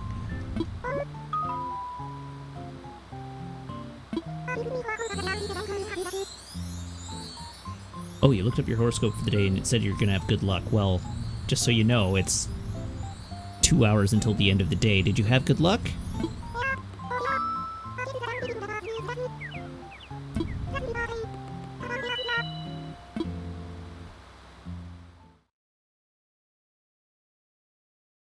see if I have a letter today. I might. I don't.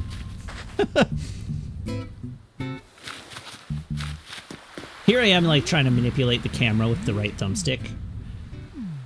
So, I'll take you on a little tour of what's on my island. This is my house.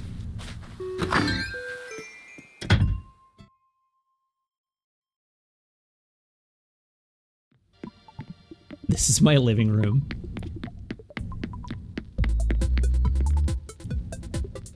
I have a decent... Whoop. No! What have I done? Where? There it is. Put it back.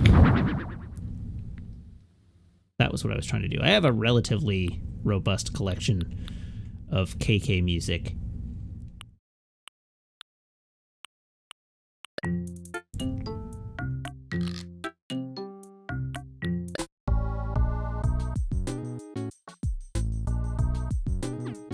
Sure, let's put on KK Groove.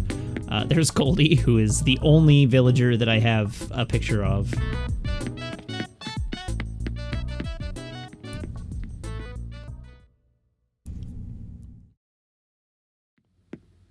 This is my bedroom. Oh, this is my villager, by the way. Just in case you haven't met me before.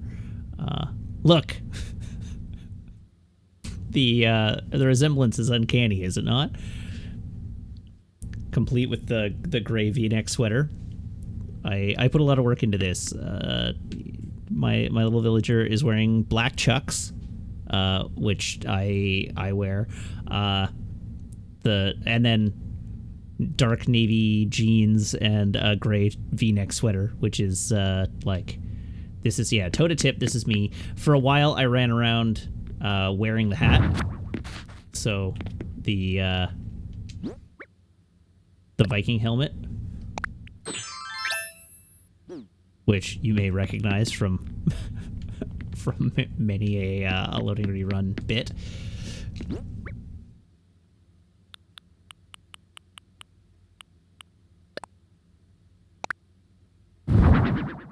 That was not the right item.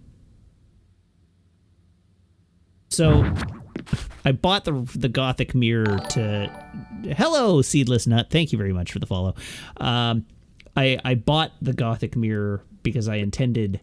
I was going to do what Meg suggested I do, which is... I walked into the, like, Nook Mart, and Rocco, who I don't like very much, was looking at the Gothic mirror, and he was like, oh, I'm looking at this Gothic mirror, but I don't really think it's doing anything for me. At which point I was like, all right, well, I need to buy this and gift it to him. And then I've never been able to give them gifts. So I've been stuck with this stupid Gothic mirror in my inventory.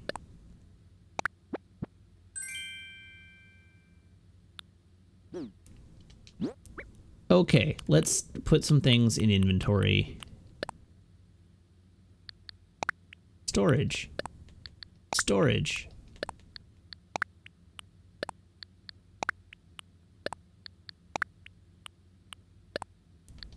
See, this is why I didn't want to play Animal Crossing. Because you're all sassing me. And I specifically, like, said I didn't want to do this because I knew that my island was trash. I believe I've told you at length. Also, like, people suggest I go on Kathleen's, like, island tour stream, and I'm like, no, that's a terrible idea. My island is trash. And people are like, no, it's fine. Everybody thinks their island is trash. No, my island is actually trash because I've played maybe like 45 minutes of this game. That's not entirely true. I don't even know what that was. Drop it. I don't care. That's somebody's thing that is just lost forever.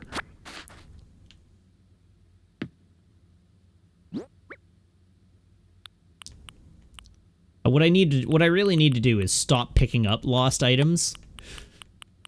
because I invariably never return them, and then the like timer on how soon I have to return them before they're lost forever runs out.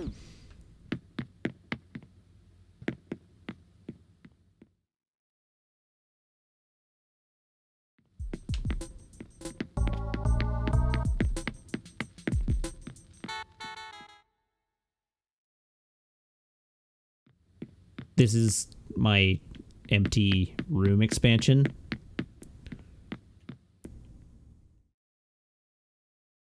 Anyway, I haven't even run you around the island yet, and you're shading my island. I did a few things. I've done a few things on my island that I'm proud of. Not a lot. I haven't done a lot of decorating, but I've done a few things that I'm pleased with. Here's my bike leaned up outside my house.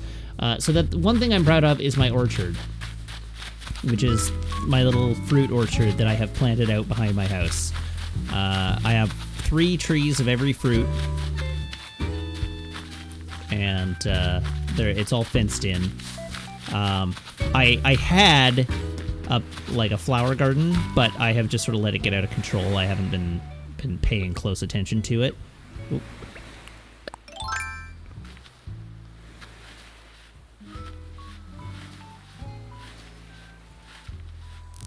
No!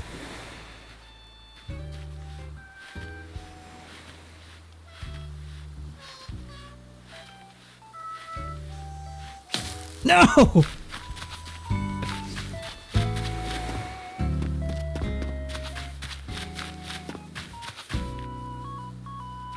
I have one of those. We got some black tulips over here. There's Annalise here, who I wish would go away because I don't like her very much. The reach on the net is clearly longer than I think. The problem is just that I'm out of practice trying to use it.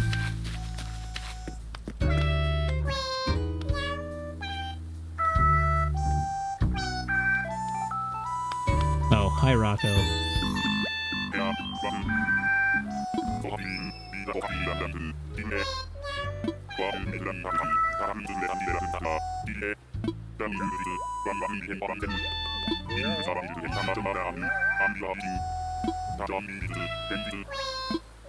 Uh-oh, what's he giving me?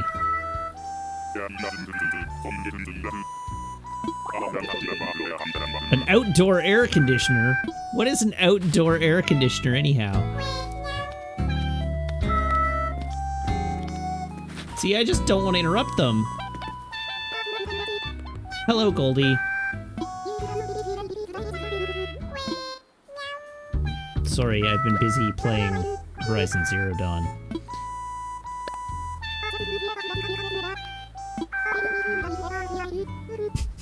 No, that's all right. I definitely put no effort into my style. The reason I wear it is because it's a uniform.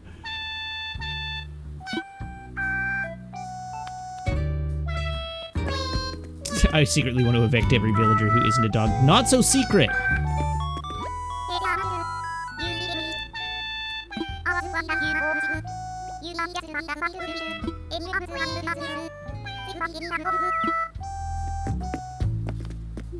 Okay, let's poke it. Hey, owls.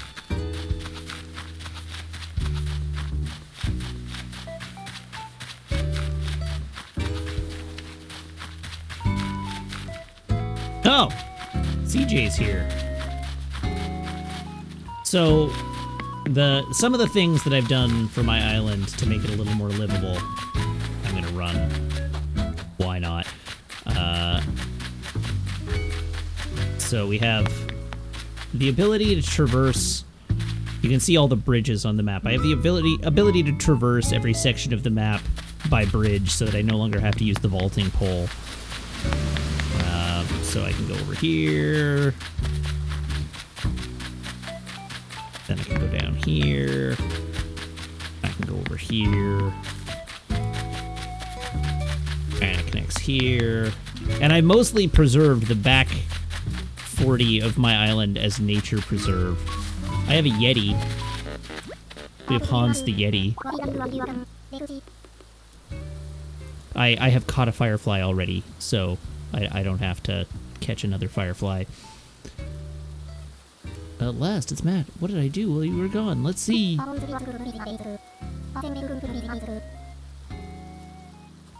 I mostly watched Kung Fu movies in my basement and then made Kung Fu movies in my basement. Nice.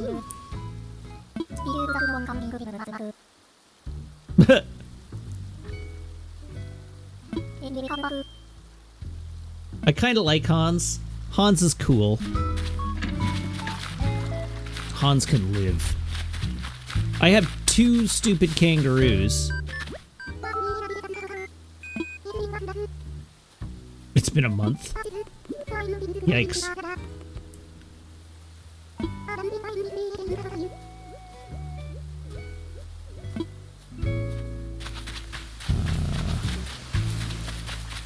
So anyway, we go down here.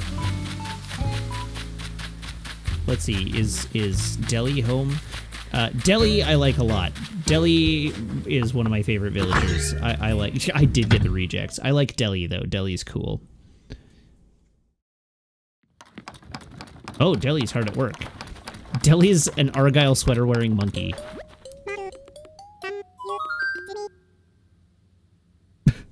Yes? Oh, apparently I haven't talked to him in a while.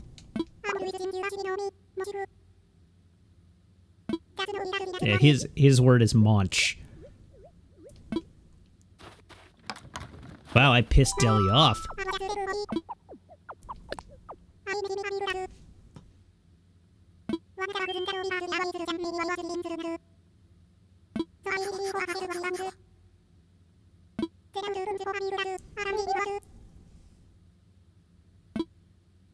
Sure, teach me about your fabled music stand.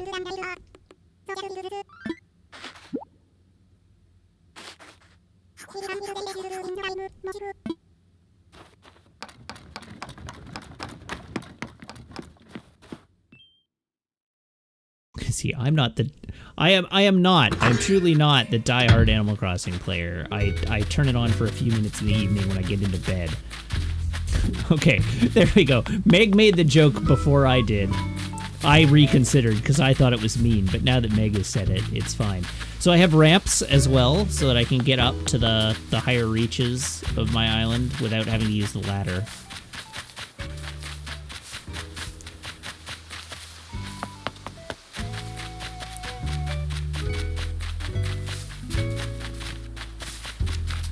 I haven't seen Snake yet tonight. Snake is my other villager. I didn't like Snake initially, but he's grown on me dramatically. I think Snake is cool now. Snake can live. Is this Snake's house?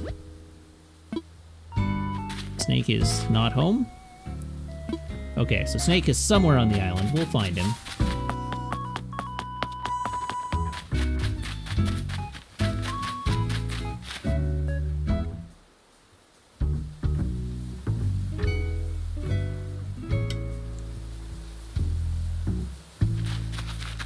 I should probably check to see if I have anything to turn in here.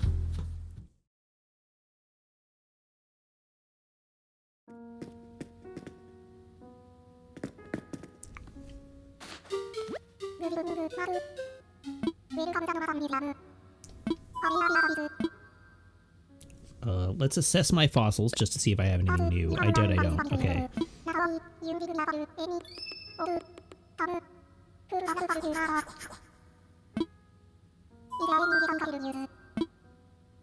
Make a donation.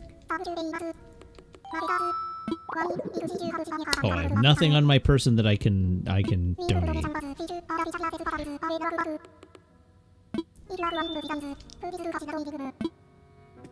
All right, so let's do a tour of the museum. You can see some of the stuff I have here.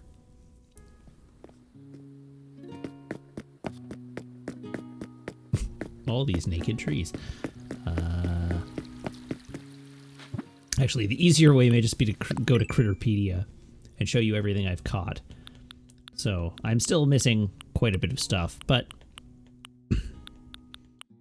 I caught a firefly. That was my last catch. I have still never seen a scorpion. I have never seen a scorpion. Whoops. And for fish... Fish I've been relatively successful with.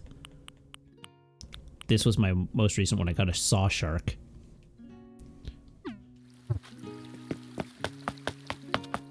And there's also a... there are 2 tree-bound bugs. There's the one that I saw today, which was literally the first time I've seen that green beetle.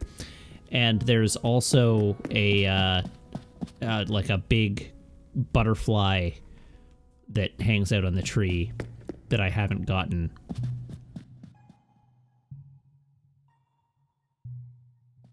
The drone beetle is the green one, and then the Atlas moth. Yeah, I have not caught an Atlas moth. Every time I've seen one, it's gotten away.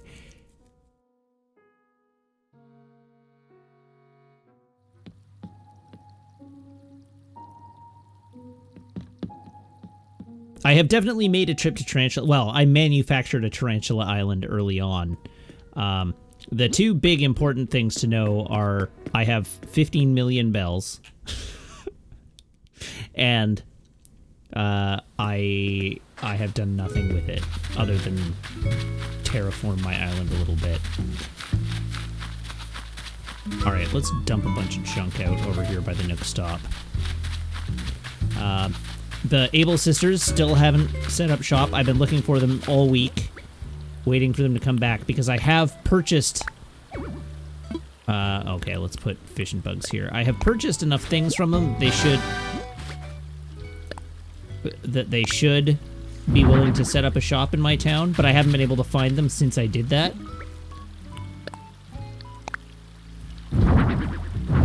Actually, you know what? I'm not even gonna... I'm gonna just put them in a box. I don't even care about the bells. Yeah, no, I don't have an Able shop yet. Yeah, let's sell.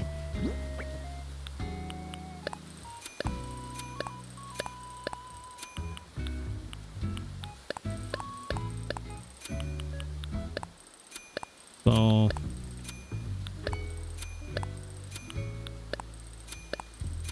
confirm. Let's also read this.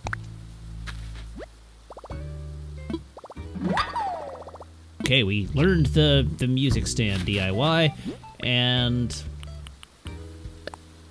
get lost. There we go. Okay. Now that I've done all this, let's give a quick tootle around. I want to see if we can find Snake, and also have a look. I mean, I should do some digging, but I want to have a look and see if we can locate Snake.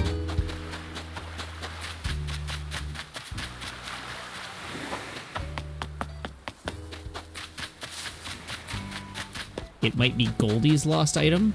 Did Goldie say she lost an item?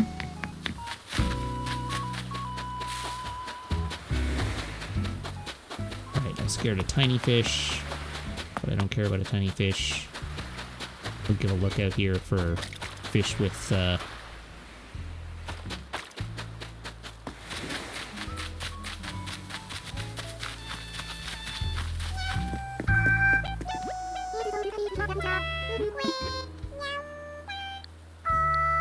do you want this? But I don't have it. Let's talk.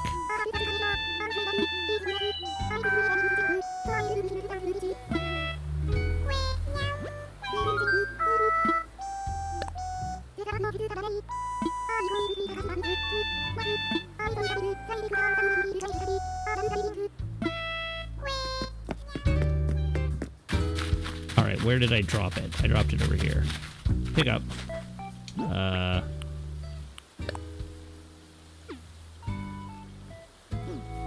It's just, what was this again? It doesn't even have a description.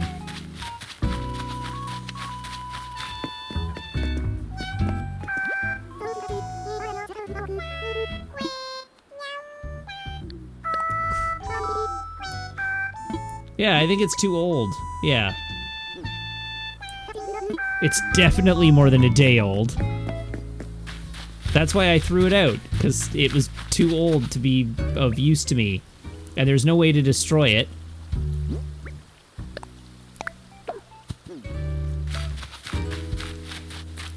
Oh no! Another Goliath beetle. And I didn't notice it until it was too late. At least they appear to be a little more frequent.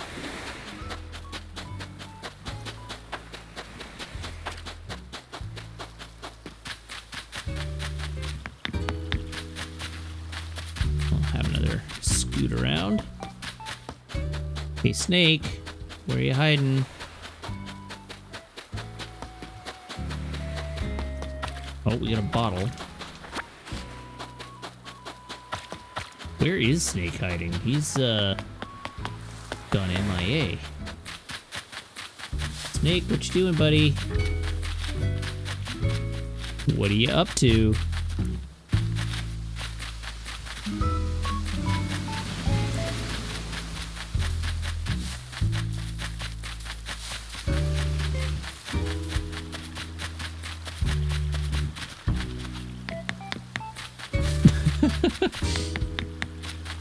Yeah, that's quite right. They'll go into resident services and Goldie will be at the chair being like, listen, we need to talk about this mad dude. Where could Snake be? He wasn't at home.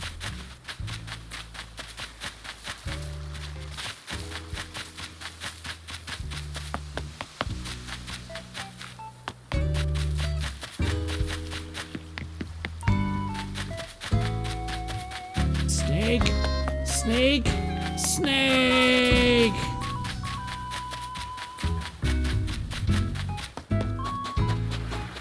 Well, I'm perplexed.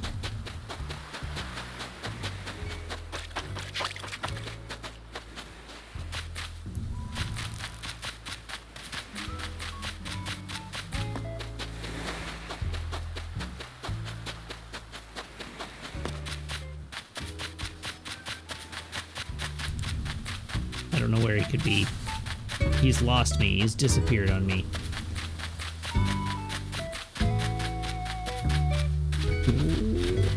Oh. Look in a villager's house. Well, I looked at his house. I mean, I guess he could be visiting somebody.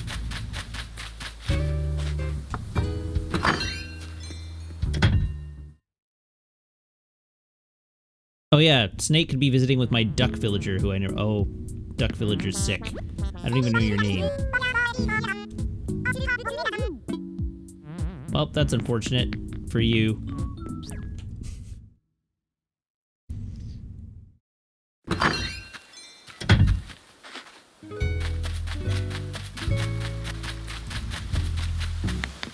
Nope, don't like Pom Pom. Pom Pom can just be sick. Nope.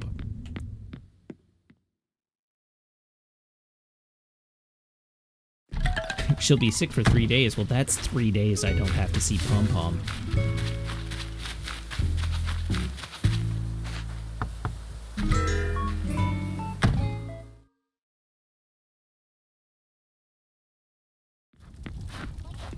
Oh, wow.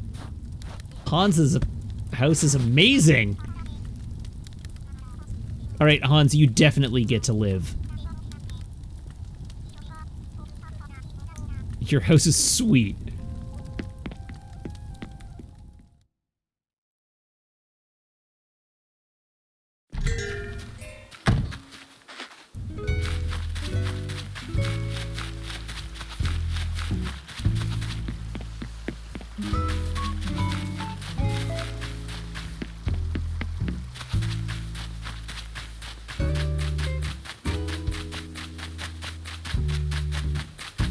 Hans officially rules.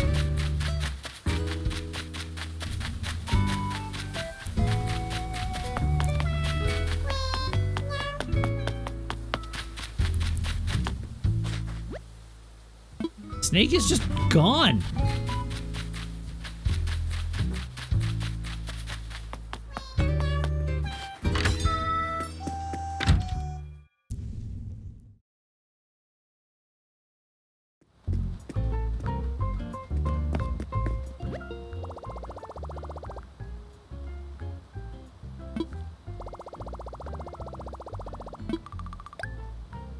can't.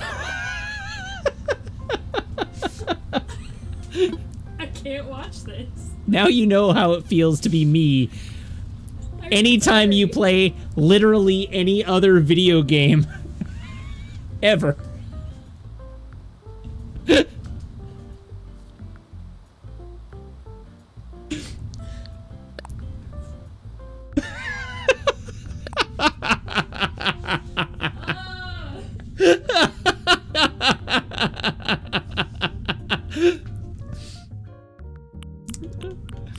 Meg looks like I'm giving her anxiety just based on the state of my island. Oh. Cute. The thank you, Dad mug.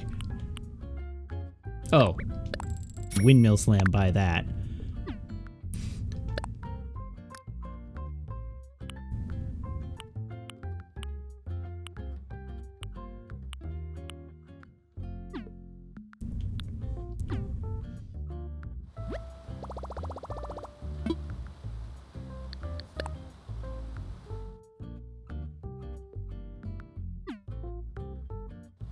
Did I drive Snake off my island? I shouldn't have.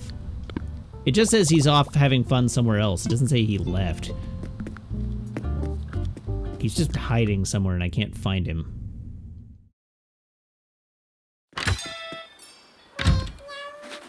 Yeah, I have 15 million bells. I said I had 15 million bells. 15.5 million bells if you want to get technical.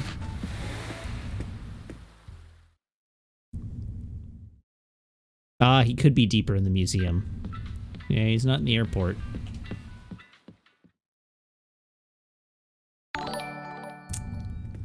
Hello, other Link. Thank you very much for the follow.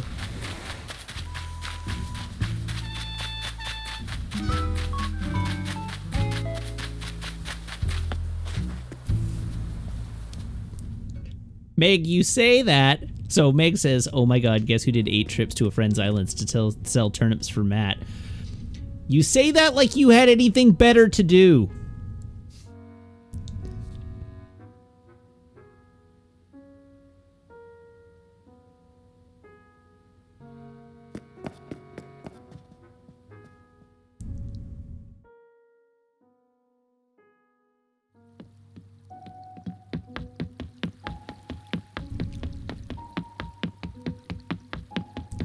All right, Snake, are you in the museum here somewhere?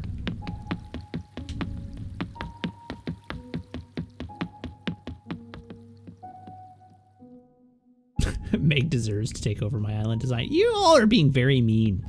Oh, there he is. Hi, Snake. You're such a friggin' weirdo.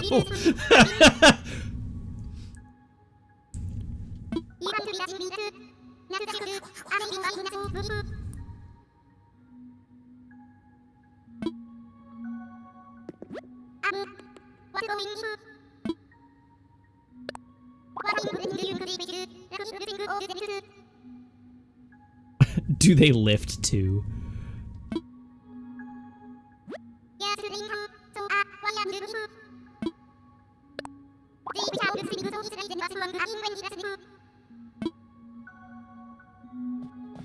Anyhow, Snake's a weirdo, but he's my weirdo.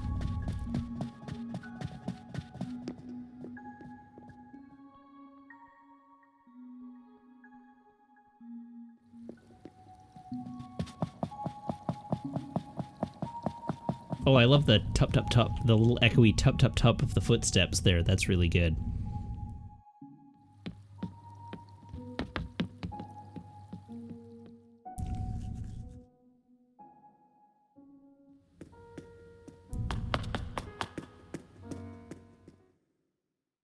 All right, let's do one more lap just to see if I can find a scorpion.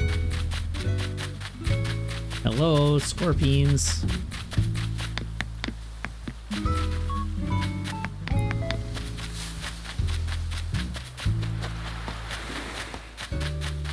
And undoubtedly get stung because I'm just running around willy-nilly.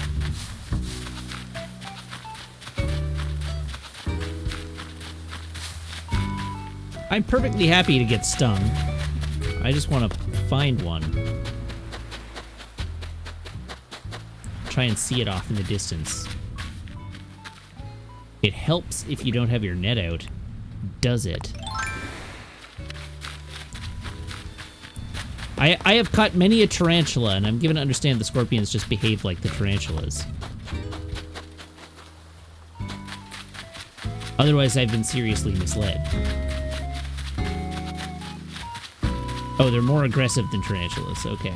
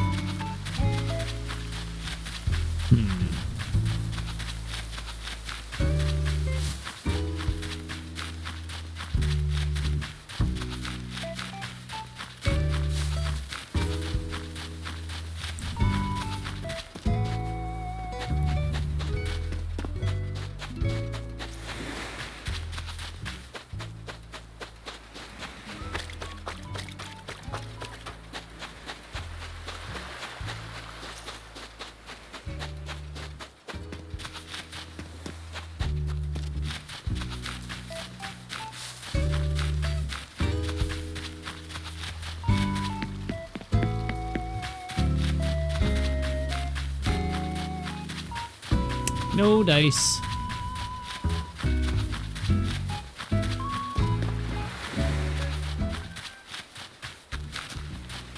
No dice.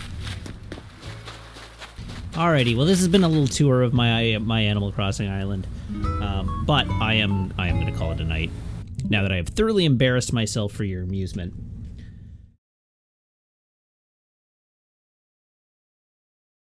There we go. Alrighty, so that has been our stream for the day. Thank you very much, everybody, for tuning in. Thank you to everybody who subscribes. Thank you to everybody who follows. Thank you to everybody who cheers, everybody who chats, and everybody who hangs out and lurks. It is a genuine thrill to stream for us. It's to stream for you, and I hope you have as much fun watching as I do playing. Of course, I will be back tomorrow. Same Matt time, same Matt channel. That will be 6:30 p.m. Pacific Daylight Time here on twitch.tv/Wiggins. In the meantime, you can go to my Twitter and follow me on Twitter. That is twitter.com/Matt_LRR, and that is where I will be posting go live updates and other sundry tweets. You can also go to my YouTube and subscribe to me on YouTube. That is where the VODs go so that they are preserved for posterity. I will have subsequent VODs up as soon as humanly possible. And I am hoping to have all of the Horizon Zero Dawn VOD up on before the end of the weekend. So if you missed any part of the Horizon Zero Dawn playthrough, it should be up and live for you in a few days' time. Until then, until tomorrow, I hope you have a great night, have a very happy Friday, and let's have a quick look and see if any of our friends are online for me to throw to. It's Funko this evening. It is Funko this evening, so let's go raid El Funko. Everybody hop aboard that raid train, and I will see you back here tomorrow evening at 6:30 p.m. Have a great night, everybody.